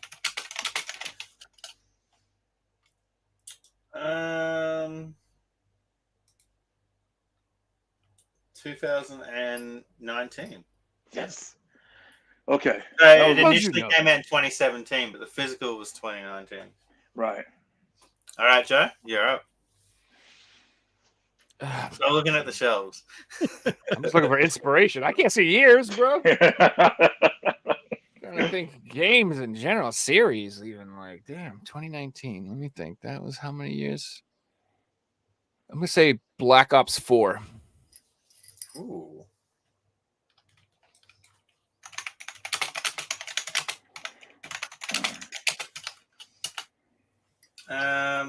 Black Ops 4 initial release date, the 12th of October 2018. Get You the missed it fuck by outta 2 here. months. Wow. All right, Marcus, I need a game released in 2019. I'm battling whether or not I think it was 18 or 19, but I'm gonna say Cuphead. Ooh, That's a good one. ooh, good one.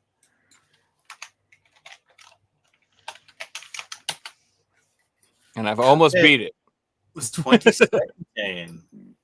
Yeah, I felt like that was like a funny time. Like I just Yes, I'm saying it's all getting fuzzy now. I Yeah. remember the last couple of years all right, but All right, we're moving on to 2018. Reggie, you're up.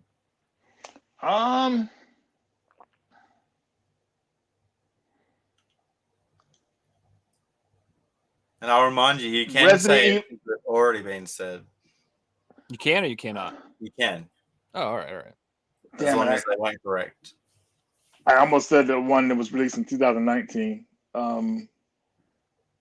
I'm gonna say, yeah, it was 2019. Damn it.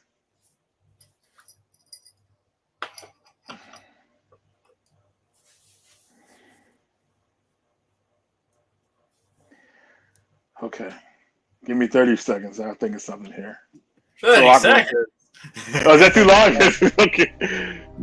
Oh, Figsy added the music too, man. Come on. Dude. Well, I'm gonna go ahead and say, because I could be I know I'm wrong about that one. I can't say that one. Well, maybe I'm right. Let's go with Resident Evil 2 remake.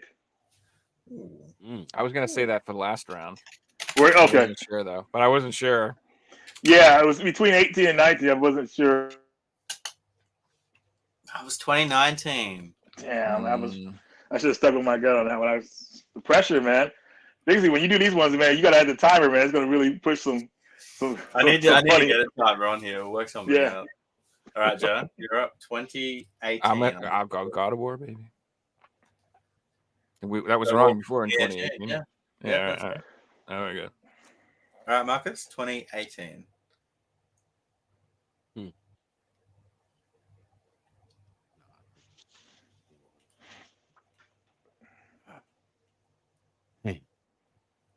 I remember it like it was yesterday. yeah. It was 6 years ago. That's kind of wild. Mm-hmm. I'm gonna go with Rage 3, but I kind of feel like that was 2019. We'll go with Rage 3.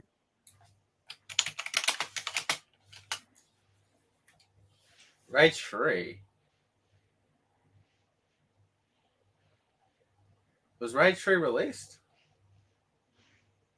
Yeah, Rage 3 on I think it was on PS4, right? Rage 3? Was that I know 3 or Rage 1 and Rage 2. I think you're thinking of Rage 2. Rage 2? Okay. Yeah, Rage 3 didn't Yeah, come it's out. Rage 2. Rage 2. That's it. Rage 2 was 2019, not Yeah. 18. All right, guys. At the end of 2018, the scores are Reggie and Joe on 4, Marcus right behind on 3. We've got a couple of years to go. So moving on to 2017. Reggie? Horizon Chase Turbo. Ooh. I'm just throwing them out there, man. I'm just gonna go for it. I love that game. I got that from watching you guys. You recommended Yeah. that. That's why I Yeah, picked that it up. game was Oh, awesome, yeah. dude. Yeah, 2018 when it dropped though, not 17. oh my god, you're like one year off. The information's wrong. I'm right. Come on, no. I got an advanced copy, bitch. After a 2017 release. All right, I'm feeling good about this one. Breath of the Wild. Damn it, you stole by. Yeah, it was game of the year. It's the only ones I remember. Yeah, no, I don't even have to look that up. That's right. Yeah. All right, Marcus, you're up. We're up to 20. I go for the low hanging fruit. He stole mine. That was the lost title for the Switch. Super Bomberman R. Dang. Splatoon 2, I think, is a good one too. Right? Maybe. Was 2017. Marcus takes a point. Let's go. Nice job. Oh, so we're all tied now, or? All right. I'm So right now, Joe has the lead on 5. Reggie and Marcus both on 4. Still anyone's game. Moving on to 2016. Reggie, just a reminder, we're going to go to 2013 unless there's a draw. Okay. Man. I'm screwed now, so don't you worry. I'm boned like this point. I don't know nothing. Did you said Zelda for 2017, right, Yeah. Joe? Yeah, Breath of the Okay. Wild. I almost chose something that was released at the same time. Okay.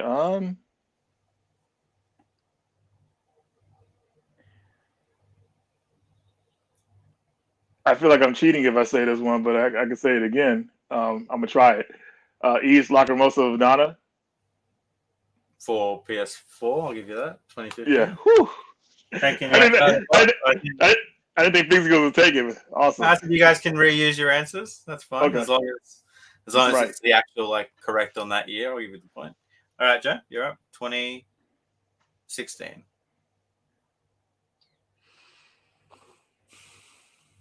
Black Ops 3.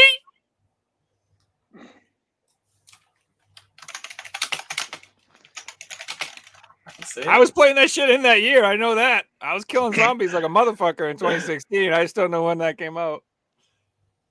Black Ops 3 was released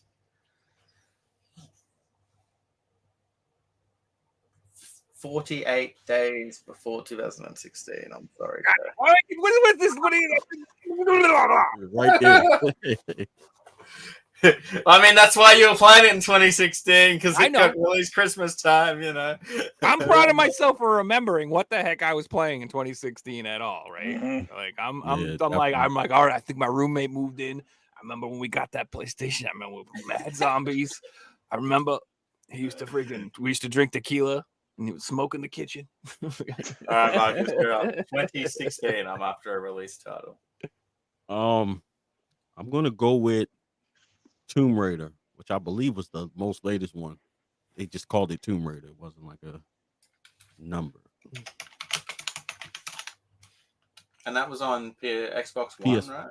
PS4 and Xbox One, yeah.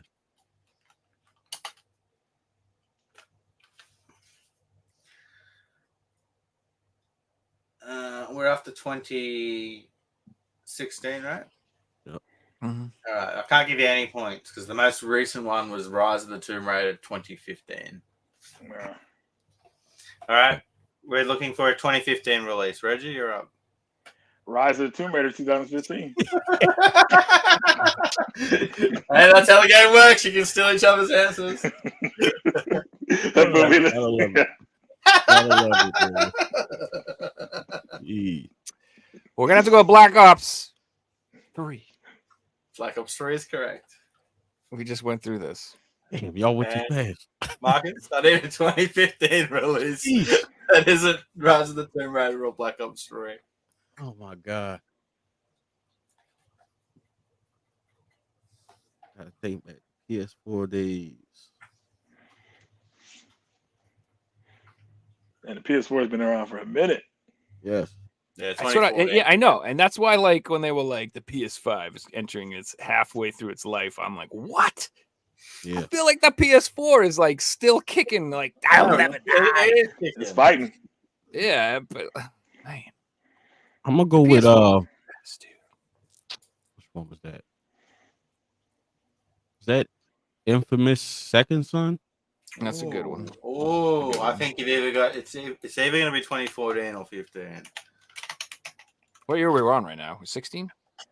15. 15. Infamous Second Son was the 21st of March, 2014. Ah, Austin, now you're giving Reggie another answer. Stop it. yeah, I know, right? Reggie had the disadvantage at the start, and now he's got the advantage. All right, Reggie, I want a 2014 title. You should just say they're wrong and not tell us what the year is, you goof. I'm gonna say Persona 4 Ultimax for the PS3. Persona 4 Arena Ultimax. But the notes are written by Pavel to include them, so people could steal answers. All right.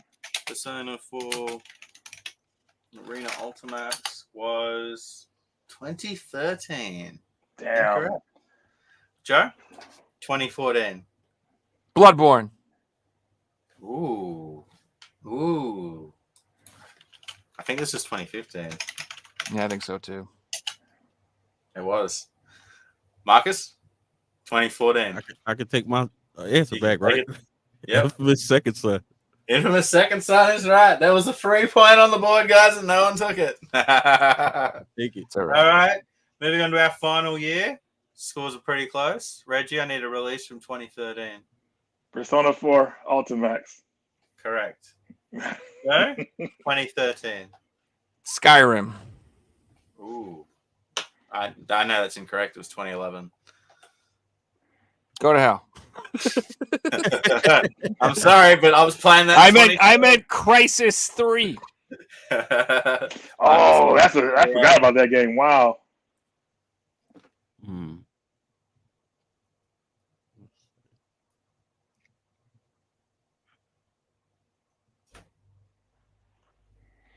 Crisis, jeez, man. That game.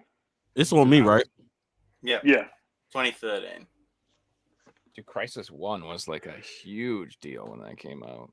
That was like the game that your computer couldn't run. Like that was the joke. Dude, Can it run exactly. Crisis? That was like the joke. And then freaking when it came out, the sequels came out, they were kind of like nerfs compared to the first one because they were like more console. Yeah. Is that let's go Black Ops 2. Ooh. Like I'm off. No, you might be right on that one because they came out like every couple years, so that's kind of where I was feeling with it. Apparently they come out in October though, so you better be careful. Yeah. It was November 2012. See, it's like always the end. They Christmas. They come out right before Christmas, and it's I know, man. All right, guys. At the end of that, we do have a definitive winner. So on 5 points was Marcus. 6 points was Joe. But today's winner on 7 points is Reggie. Well done, Reggie. I made it. Wow. I really thought I was gonna lose this one, man. Regret, man. Because I just cannot remember the dates for certain games because it's just tough. Like what date? Yeah, definitely. And I'm just checking back, and I can confirm that Turner correctly got chat's question with Courier Crisis. Well done, Turner. That's the Paperboy game for the PS1. Yeah, here it is. I remember that game. It's made by the same people who made Driver. So we had the Courier and then the Crisis. He's beating the shit out of people. Yeah, it's hilarious, dude. They should have made like some kind of like short movie out of that game. Oh man. Yeah, that was a fun quiz because there was an unlimited amount of answers. But like Reggie said, like it's easier to go for one answer sometime than have an unlimited amount. Right, exactly. Because your mind's just thinking about what you could say. Like what? Yep. Yeah. That was fun though because it literally made me like go through like a little like nostalgia trip through my mind of like, when did I buy this house? When did I get my PS4? What was I playing that year? I remember I was doing this first, and then I got this game, and I was playing that game, and you know what I mean? Like, and it's so funny how close, kinda, we were on all of them. We were off by 1 year. Like, it's pretty good, guys. No, not even a year. You had the November release because you were playing it the following year. Yeah. So I just overall, we're all impressive. We shouldn't have been even that good at it. That's crazy. Yeah. If we did the 2000s, Jay, you'd be like, oh, that was this DLC release of WoW, and then this DLC release of WoW, and then this DLC release of WoW. We got to do the same thing with 80s hair bands. Like when their albums came out. When did cherry pie come out. It's almost an unlimited amount of topics you can do with that format, though. It's pretty cool. It was fun. You guys got any pickups to show off this week? Yeah. Yeah, who wants to start? I can go I'll first. start. So I'm the guest. I'll Oh, start. no, go for it. Yeah, Yeah, go start, for it. Marcus. Okay, cool. Yeah. All right. So Target recently had a sale, buy one get one 50% off. I don't know if you guys were aware of that. So picked up a couple games. Sonic Origins Plus. Nice. Got 16 Sonic games on there. It was pretty good value. That was like $20. Mario and Rabbids Sparks of Hope. Got that. And a couple more games. Reggie should like this one. Resident Evil Triple Pack. Nice. On the Switch. Physical release of Cuphead. Dragging my Nice. feet on getting that. Finally got that. And weird game. I don't know if you guys have ever played it, but Catherine Full Body. Yeah, I Oh, played yeah. the first one. It was a lot of fun. I want to play the second one. Yeah. Yeah. Oh, isn't that just like a It's more of an version? add-on content type. Or, Yeah. Figsy, like there's a new girl. Yep. I just enjoyed the puzzles and stuff. I wasn't really playing it for the story. Well, they were terrifying because you messed up with those puzzles, man. Your death was brutal. Yeah, Yeah. 100%. Yep. Those are my pickups this week. Okay. Awesome, man. I guess I'll go next here. I'm going to have to get up for a couple of these, but I'll wait for those for the end. I went to my local game store. They had some cool stuff there, and I got this fighting game for the PSP. It's called Fate Unlimited Codes. This is a collector's edition for it. Sweet. See here. Yeah, there's the game, and the other stuff that comes with it comes like this. That's cool. Carry wherever you go or whatever like that. So I thought that was pretty cool. The anime is pretty good, man. I'm not gonna lie. I've seen a lot of different versions of it, and the latest one was very dark, but it's got some good fighting scenes in it. So very impressive series. I think Capcom made this game. It was in arcades. It's not the best fighting game, but it gets the job done. It's got a couple cool moves in it, so thought it was be nice to have. And I haven't bought a PSP game in a long time. I think you guys know I got the Clock Tower collection on the PS1. They did a fan translation for it for the first cool. game here, so Sweet. you get to play. Yeah, it's really cool. And then this one is a collection of the ones that came out to America without. Yeah, we know those games are really expensive, so like this is probably the better version to get if you want to have a physical. Clock Tower series has been great, man. The first two games are really amazing. Third game is good too. Ghost Head not as much, but series still has a lot of potential, and I hope the limited run remake or remaster will kind of bring back some more interest in the series. I would say. Oh shoot, my headset died out. Jeez. You guys can hear me? Your audio changed a little bit, but yeah, we can still hear you. Bobby 6-7. This is a platform action game for Nintendo of my premium edition games. So this is the regular edition, and then this is the silver game edition right here. So Awesome. if you like games like Mario 2, you'll be familiar with this one, I would say. I know you guys can't really see the back of it, but just go in there just in case. I haven't played too much of it yet, but I plan on doing that pretty soon. My buddy John Houston, we did a trade, and he came through. He got me a mint condition copy of Crystallis for the Nintendo. Wow. For this. That is nice. Go next to my Game Boy Color version. That's crispy. Yeah, I think this is one of the first game. Well, I shouldn't say first game, but SNK published this game. This is like one of their first RPGs. So Wow. That's a great game. Yeah, dude. I'm pretty stoked about having this. So very cool to have that. It reminds me like Galvalius kind of. It's like one of them like unsung action RPGs. Like Zelda got all the credit, but everyone forgets about these other games that are really good, Yeah. I couldn't find the first game. I was looking for it earlier, but I got a Lunar 2 uncensored for the Sega CD. I have a Lunar Silver Star, but I just couldn't find it by Project Retro Games.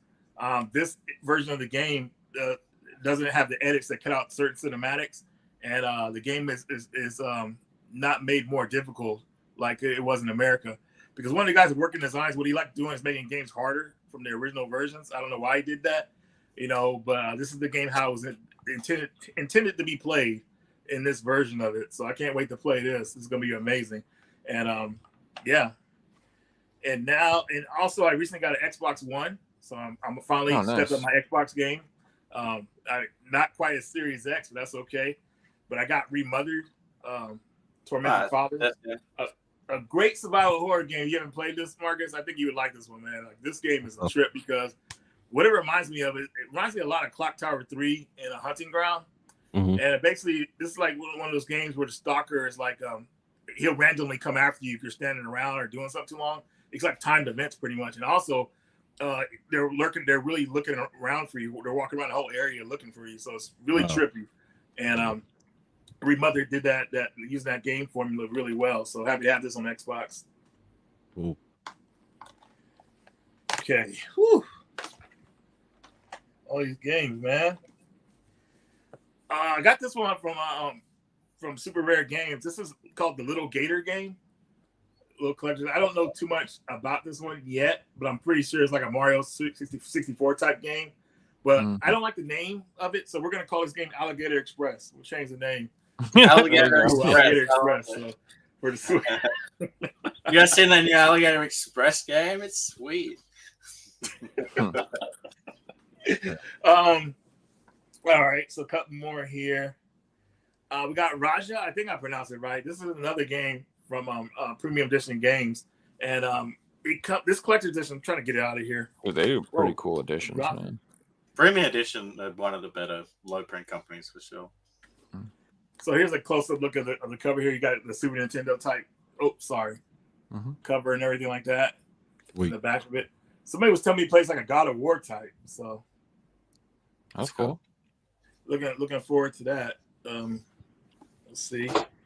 And the game I'm playing currently right now, we talked about it earlier. I got Grand Blue Fantasy Relink for the PS5. Yeah, I got it. I really want that game. Yeah, dude, it's fun, dude. So a funny story about it. We were playing it, and you can play online with your friends and level up. But That's cool. You usually, well, from what I've seen, you can only level up with people on your level. But somehow there's a glitch, and I got the level with people who are like at a level 100. So my cat went up high. So I was like, yes. Wow. Dude. So I was playing the regular game, barely had any trouble going through the bosses. But I was like, yes, dude, this is perfect. So That's happy awesome. about that. But I have two more items I want to show you. Maybe just one more. Yeah, dude. That game, Persona 3, and Final Fantasy 7 Rebirth are all coming out within like a month of each other. I was like, oh my god, crazy, right? You only give you time to not too much. Yeah, and I'm over here still trying to finish Final Fantasy 16. Like, I gotta get caught up. These RPGs. Holy bananas! Oh wow! This is a Visco mini arcade top. Nice. Game. And I haven't even opened this yet, but I got this from Visco, and it comes with 12 games on it. So it's like obviously a barcade you can put on your table and play. You guys know I like the countercades and all that stuff, so I had to pick this one up. And yeah, this is probably Just Neo Geo games, or just Neo Geo games. It's got a USB port on it, so you can probably add more games or update it, whatever you need, which is good. But here, let me show you one more item, guys. Turn the camera off for a second. Grab this last item because it's pretty big too. we're about to be trolled.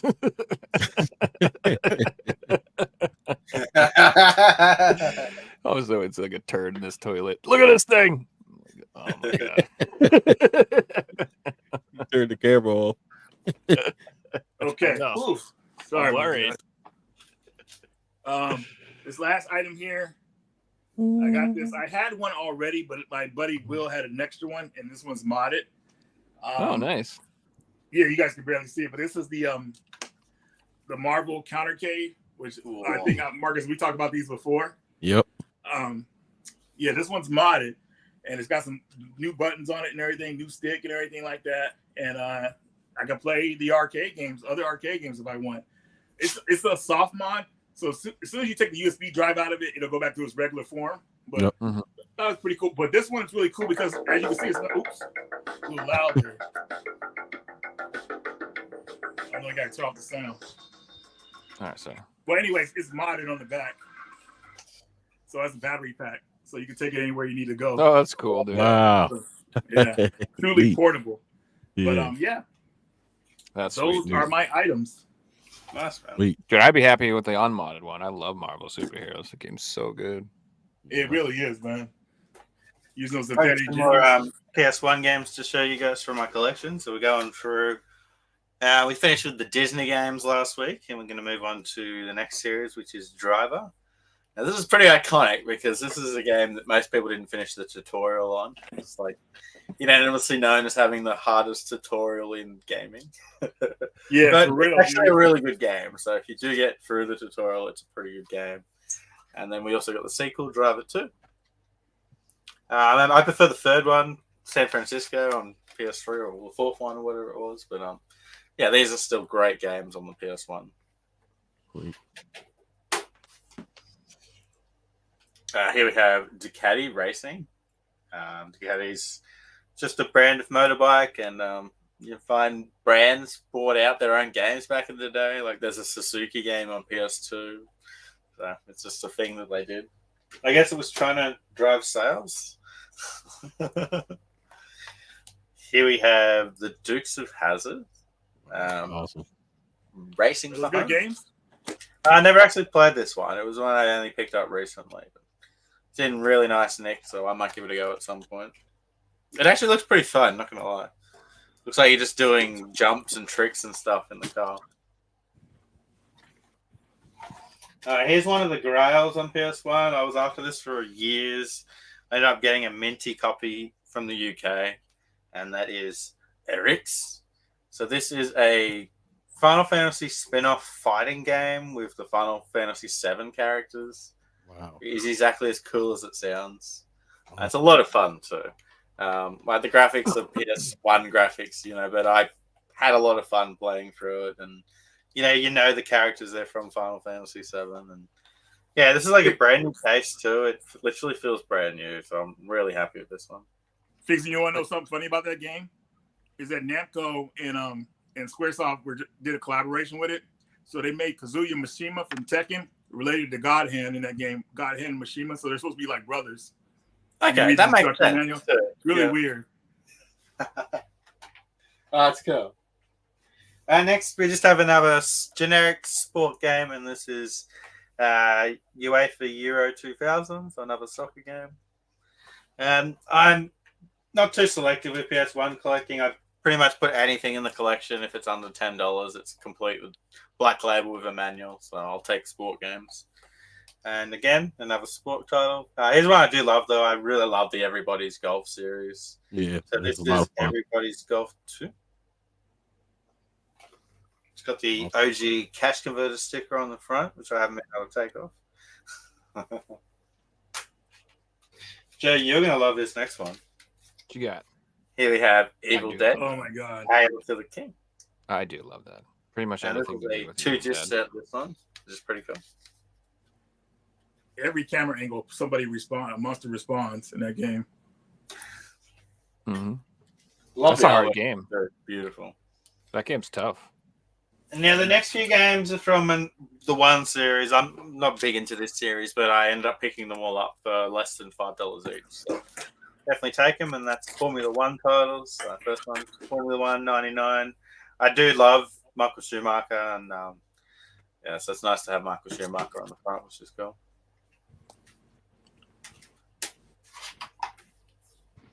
Formula GP. I'll just go through these ones quickly. Formula One. I'm pretty sure we got one every single year. This one is an older one because it has the full artwork. Sony went away from doing that in the PAL region after, I think, the second year. So it's cool seeing all the front displayed with artwork. I love it. And then this is what they turned into with the PlayStation black strip down the bottom. So we got F1 Racing. And finally, Formula One 97. And it's got the price I paid on the back, $5. Awesome. That's about the price I want to pay for those games. But it's nice to have complete PS1 games. They don't take up much room. You can fit like 1,000 on the same shelf that'll fit 500 PS2 games. That's pretty cool. Very cool. Yeah, I love That's really collecting PS1 still. That's still Joe my taking favorite us thing. home. All right. Take me home. So I actually have a little song for it prepared for you. No, I'm just kidding. So this one on clearance on Best Buy like sold out in like fucking 10 minutes. It was crazy. But I've been wanting this game forever, but I just never wanted to pay full price for it. But I finally picked up the Bramble, the Mountain Dude, I need to King. pick that one up too. I've been eyeballing it for like forever, dude. I'm just like waiting for a price drop. And so I finally went on clearance on Best Buy for like $21, but it sold out like literally like as soon as I bought it. Like I went and looked, it was gone. I was like, holy shit. So I'm lucky I even got it. But yeah, it's Bramble. It's on sale for PS5 if you want a PS5 copy on Amazon right now for $24.99, I think. $14 would be the sweet spot. But yeah, no. That'd be amazing. I'm happy to have it, but like I had to get that PS4 version. So, but yeah, it's a pretty cool looking game. It's like I don't know, it's like an adventure game, but like Limbo, yeah, but like in 3D. Yeah, plays like those. Yeah, it looks wicked creepy, which is what I'm all about. Like I like that weird creepy artwork. So yeah, Bramble Mountain King. Yeah, dude, I'm pretty excited about it. This one, I had to pick it up, but I was waiting for a sales drop. I had to get it, Reggie. I had to do it. Slopping beans, baby. I had to get it, man. I saw that. So I have the first one. The first one got released by Strictly Limited Games, and if you have that version, it's like really expensive. But it also got like a regular retail release in Germany. So I just picked up that, and that version is actually really nice. It's like comes with a manual in and everything. It feels really heavy. So yeah, Slappin' Beans 1. If you want to get it, you can get the regular retail release. But yeah, this came out in the United States. Slappin' Beans 1 didn't come out in the United States, but this one did. So I picked this one up too. It's like a 2D beat 'em up, like a Final Fight, Shredder's Revenge, that type of game. Mm-hmm. It's like a 90s bad movie video game cover that Joe just has to have. Like it just it would fit into our intro video, right? Pretty much. I mean, it's called Slappin' Beans. That in itself is worth owning, and the fact that there's 2 of them, like of all the games that you didn't think you would get a sequel, I didn't think Slappin' Beans would be getting a sequel. You know what I'm saying? Like I just didn't, but here we are. So. Had to we got Goat Simulator 3, but it's actually a good game. It's a good game. It's not just like it's not just funny. Like it's actually a good game. So, this is another one I've been eyeballing for a while, but it didn't really go on a price drop. But I just wanted to get it before it went down a little bit. I got it for like $30. This is Ad Infinitum. This is a horror game on PS5. I don't think it got released anywhere else. I think it's the only place it got a physical. It might be on Xbox, but I don't think so. I'm pretty sure it's the only version I've seen, but I could be wrong. But it looks really cool. It's like it takes place in like the trenches, and I think it's World War One. I don't think it's World War II. I think it's World War One. And like you're like running through all these trenches, and there's like huge monsters chasing you. It looks creepy as hell. I'm trying to pick up all the horror games on PS5. There's like 3 or 4 right now that I actually need to pick up, and this is one of them. So I grabbed this one. Pretty cool. Oh, nice. Yes. All right. So this one, I want to tell a story. So you know that company, that Nightfall game, and Joe's Diner and Pioneer Drive. All right. So those are all released by this company, that UIG Entertainment. And like in general, they're just they do low prints. They're kind of like Atlas. They're kind of like Sedesco. Like they're very low prints. Their games are kind of hard to find. So they came out with this series. It's called the Dark Eye series. So this is the first game. It's called Realms of Arcania: Blade of Destiny. And this is just a regular US release. It's really not that hard to find. It's pretty cheap if you want to pick it up. And what these are like 90s PC RPGs that got ported to the PlayStation. So they're like, these are like hardcore old school RPGs. So if you're like a real true nerd, like you like actual like old Might and Magic games, old Dungeon Dragons, like those real hardcore RPGs, this is like sort of in the vein of that. But this one's not that hard to find. Someone say Might and Magic? Yeah, exactly. So, The sequel. Oh, This is right. and what's up? Like maybe like Ultima too. Kind of. Yeah, I mean, it's hard to see. God, I don't think you can see it that well. So it's not like super. It's not like DOS or anything like that. But Okay.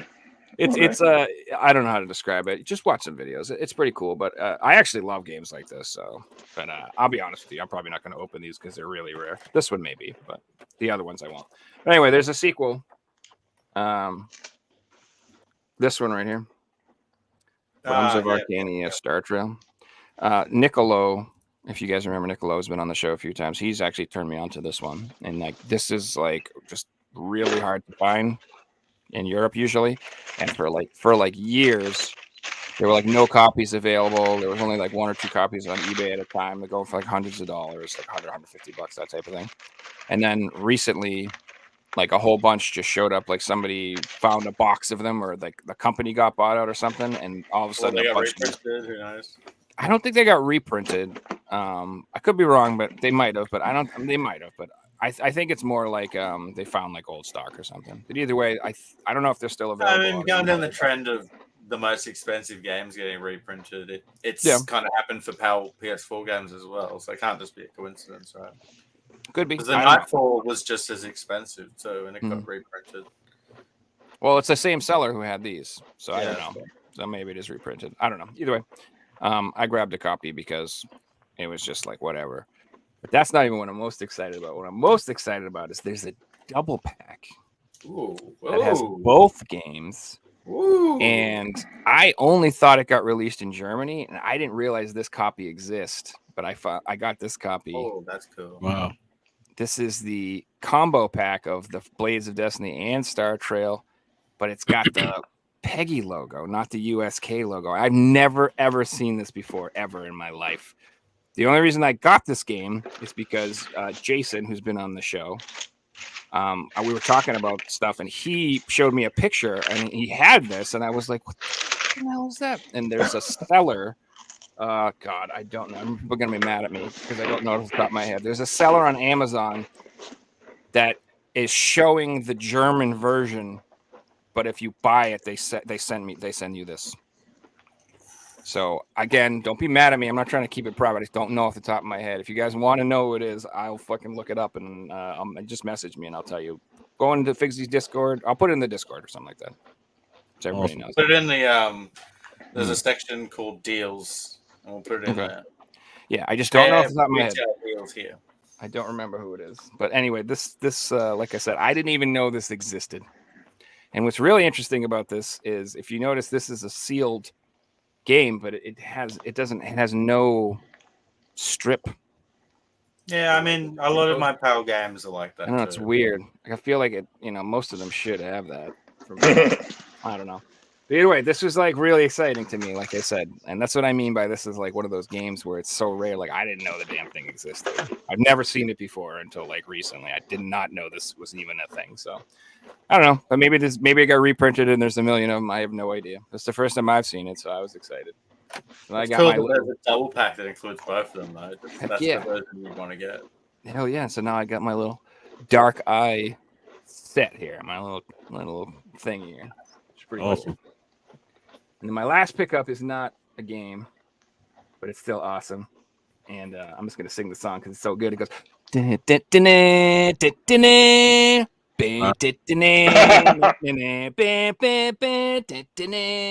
to pick this up, dude. So you know me. I've been fine, man. Man, this is on sale on Amazon right now for like $25 or some shit. So for the whole season. Yeah, it's a DVD. It's not a Blu-ray or 4K or nothing like that. But yeah, this is the complete series. It comes with the Lion Force, which is the one that I watched when I was growing up. But it says it also has one called the Vehicle Force, which I'm assuming is another show, which I'm not even sure if I've ever seen that. So it's kind of funny. I'm waiting for I don't know if it's already out, but the new series they had for it was really good. I want to get that on Blu-ray. Dude, yeah. You haven't seen it, bro? No, I haven't. I heard it's fantastic. Oh my god, you would get hooked, man. It's so good. Well, I love expands the story. Yeah. Awesome. So like some people love the Power Rangers, some people love the Ninja Turtles the most. For me, it was Voltron, dude. That was like my favorite show growing up. Second favorite was He-Man, for sure. But that's because I was like 4 when He-Man came out. Like I watch He-Man now, and I'm like, oh my god, this is not good. I can't watch it. It's not. He-Man did not hold up the same way Voltron Yeah, does. you better watch the movie instead of the show. Yeah, dude, I actually love the movie with Dolph Yeah. Lundgren, dude. I freaking love that. I mean, Gwildor and the key and everything. I think that's a fantastic movie. I love the Power Rangers as a kid growing up. I'd never Of watched course. any of them ones though. Thunderbirds, I watched Thunderbirds, but that's only because my dad watched it and it was like nostalgic for him, so he got me and my brother to watch it. Figsy, who's your favorite Ranger? Probably the red one. Red Ranger?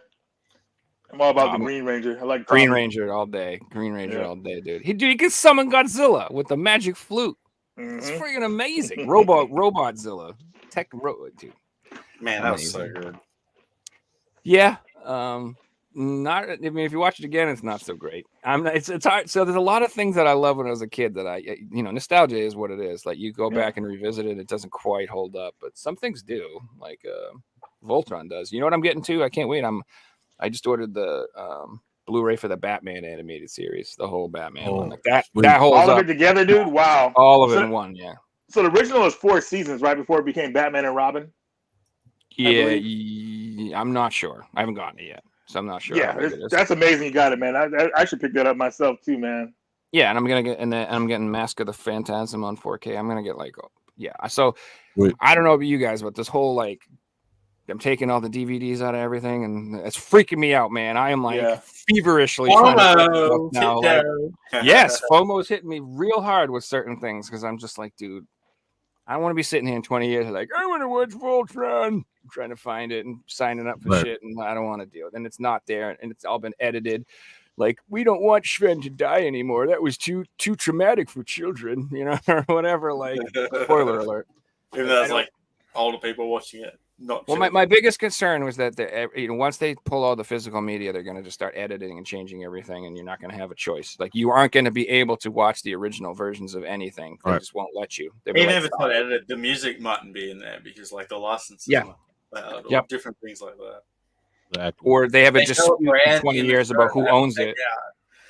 Good stuff.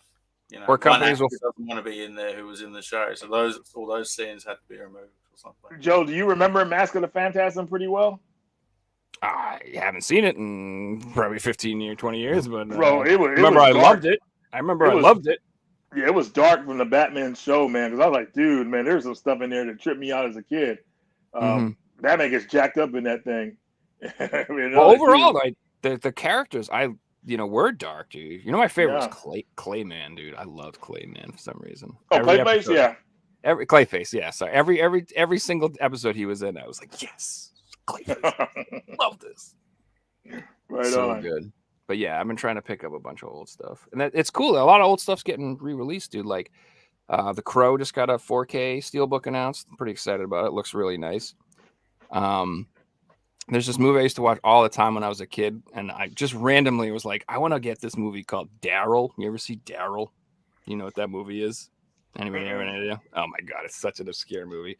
Daryl is about a family that adopts a android, like a robot. He's a kid named Daryl, and it's I don't know how to just watch it, but specifically I just remember there's this scene where he plays pole position on the Atari, and because he's an android, he breaks the game. He's like, I would just remember being like, wow. It's a creepy looking scene because he's like an android or something. No, he just looks like a little kid. He just looks like a regular kid. Okay, wow. He just looks like a regular kid. Yeah, it's called Daryl. Anyway, it's this really random, weird ass movie that I haven't seen since I was 7 years old. And I'm like, I want to get a copy, and it's coming out in 4K in the next 3 weeks. Daryl. I'm like, what? This is getting a re-release now of all the times I've ever. It's so weird. And is that the one he's like a robot or something like that? Yeah. Okay, I think I've seen that. Yeah, dude, I used to like that war games. I'm talking this is early 80s. And then this other movie I'm super excited about that I used to watch all the time when I was a kid that I didn't think anyone ever heard of. It's called Leviathan. Have you ever heard of this movie? It's a horror movie. It's great. It's basically Alien, but it takes place underwater on a ship. But it's I used to love this movie. I have a feeling I'm going to watch it and be like, ooh, this isn't as good as I thought it was. But I loved it. back then, and that also is getting a 4K release. I'm super excited. I'm gonna grab that too. But I recommend that one. Graphic to be releasing new things too. If you like Alien, check out Leviathan. It's pretty much the same concept. They're trapped on a little ship getting killed by a big monster. Wait, Leviathan, is that the one with the freaking the dude from RoboCop? I think so. The main guy from RoboCop? Oh my god, I remember if it's the same movie, I remember the ending is the most memorable part of that movie too, man, because the lady, her name Megan, I forgot oh my god, I'm forgetting the name. But anyways, the lady, there's a lady in that movie that got them all set up on there, like why they were stuck underwater. She's the reason why they're stuck underwater. And towards the end of the movie, she walks up like she helped them get saved. And Peter Weller's his name, the guy that I'm talking about, and he punches her and knocks her out. And it's so iconic, man. You couldn't have anything like an ending like that today because all these people will come out like complaining a man hit a woman. But it was a punch, dude. Like she was knocked out. It was so funny how it looks. And I think it's the right movie because I'm gonna look it up right now. But yeah, sorry, I just had to throw that in there, man. That's why I loved it. I love the. So it's the right movie. Okay, cool. I don't know. I don't remember, dude. I don't remember. I think it is, man. Let me look it up, man. But yeah, cool. You have an amazing memory, bro. So. Oh yeah, I remember movies, man. Like certain I moments. just remember I enjoyed a movie. I don't remember what happened in it. We see But that was a good few hours. I can't tell you what happened.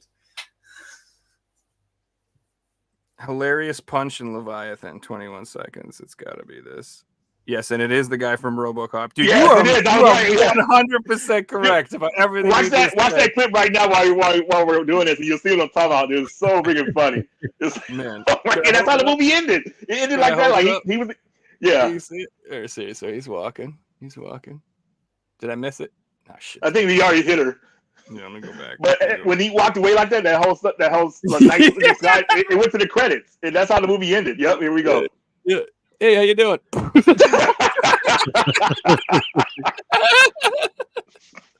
it was like one of the best endings ever. It was the best ending ever, dude. Oh my god. This is why you win the quizzes, man. I can't keep. How do you do? Dang. That stuff that sticks with you, man. Memory. I love it. It's awesome. You should so play funny. GeoGuessr with me, Reggie. You'd be good at it. It's all about memory. Yeah. Oh man. So anyway, that's all my movie talk. Sorry, I always derail and talk about movies. No, that was good stuff, man, and everything like that. Like Marcus, are you into movies like that, or are you just more games? Yes, somewhat. I guess I kind of just randomly try to stumble across stuff and kind of get into it. I've been kind of wanting to get into collecting DVDs. I think I'm definitely going to start doing it more so now, because they're pretty cheap in like the thrift stores and stuff like that.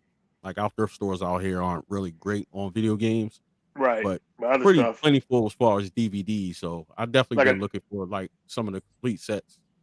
Like for stuff where it might be $1 or whatever. Like my local what do you call it? Dollar store had like DVDs for $1 and some Blu-rays. I was like, wow, dude. Let me go ahead and pick a couple of these up. Pick them while you can, because like I said, once they're gone, that's when people start to care. Nobody, just like the games, nobody cares now.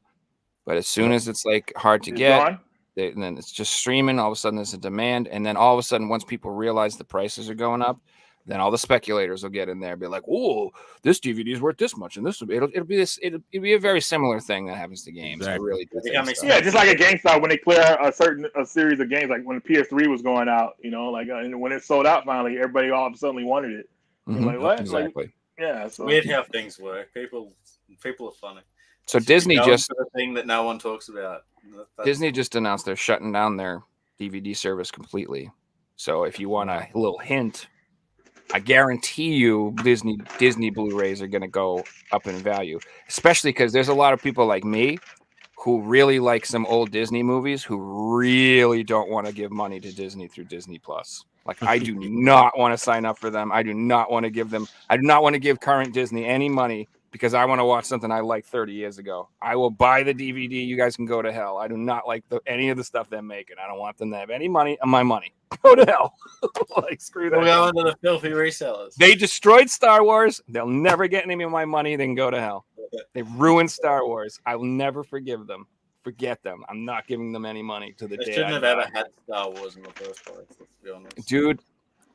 Okay, well, I don't want to go off on another 20-minute tangent, but all the people who gave George Lucas shit about the prequels are the reason that we got the Disney Star Wars. So I hope you all are happy with yourselves. You guys all gave him hell, and the prequels had a lot of trash. There was a lot of problems with them. I'm not going to be they were, but they look amazing now. They look freaking phenomenal now. Hell yeah, dude. I mean, I just rewatched them and they're still not that great. I'm not a huge prequel guy. I'm not. I'm just like, ugh. Revenge of the Sith is awesome. The other two, like Phantom Menace, is like literally almost unwatchable to me. For me, it's like unwatchable. The second one isn't bad, but it's like completely forgettable, like immemorable. Like everybody, like, what happens in the second one? Everyone's like, I don't even remember. I don't know. Fucking Dooku or some shit. Like, I don't remember. Like, it's like it's you. Is that Attack of the Clones? Yeah. Attack of the Clones? Yeah. And it's a lot of stuff that happened. It was a decent movie, but I only remember Revenge of the Sith and the end of Phantom Menace because Dark Maul came out, and Jar Jar Binks was the one that made that. Binks I liked. He made the movie annoying as heck, dude. I remember I fell asleep because I was like, dude, this dude, come on. See, it was either you liked him or he was annoying. There wasn't a in between with a character like that. Right, between Jar Jar Binks and that little kid, who was just the worst actor I've ever seen in my life. Like, I just like, he's like, gee golly, guys, we lose. It's just like, oh my goodness, like, it was just bad. And Hayden Christensen's acting is not good either. He's just bad. Then again, the writing was really lame too. Like, so I don't know. Again, it has some problems, but anyway, that's the whole point. I really feel like everybody made his life so miserable and made him feel like he sucked for making those movies that he was like, fine, I'll show you. I'll let someone else make them. And now they see. You want to see if you guys, everybody thinks they can do it better than me? Go ahead, guys. Go ahead. I'll let Disney do it. And like, look what happens. And I'm like, oh man, ruined. So yeah. Anyway, that's why I'm not back to Disney DVDs. No, let's rant about movies for another hour. Marcus, thanks so much for coming on and joining us. Thank you so much, guys. It was a pleasure and an honor. Really appreciate it. Yeah. And definitely go over to Marcus's channel, guys, and hit that sub button and follow the journey of a full Wii set, which is hopefully ending up this year. So that should be pretty exciting. Absolutely. Cool. Please do. Reggie, thanks for coming on again, my man. Yeah, of course, man. As always. Well, have a good night, everyone. And we'll see you guys on Sunday for another one. Peace. Good, everybody. Yeah.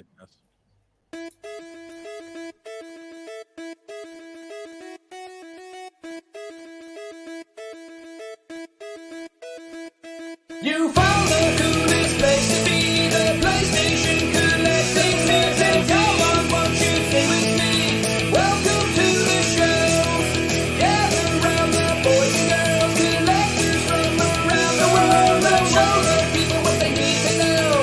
Welcome to the show. Gonna talk to Jeff, only got the best. Gonna put their knowledge to the test. Gonna laugh and eat, gonna live the dream. Gonna show you things you've never seen. Gonna sing the song to the break of dawn. Gonna rock this party all night long. So come on, everybody, let me see you dance. Get yourself ready, you got one more chance.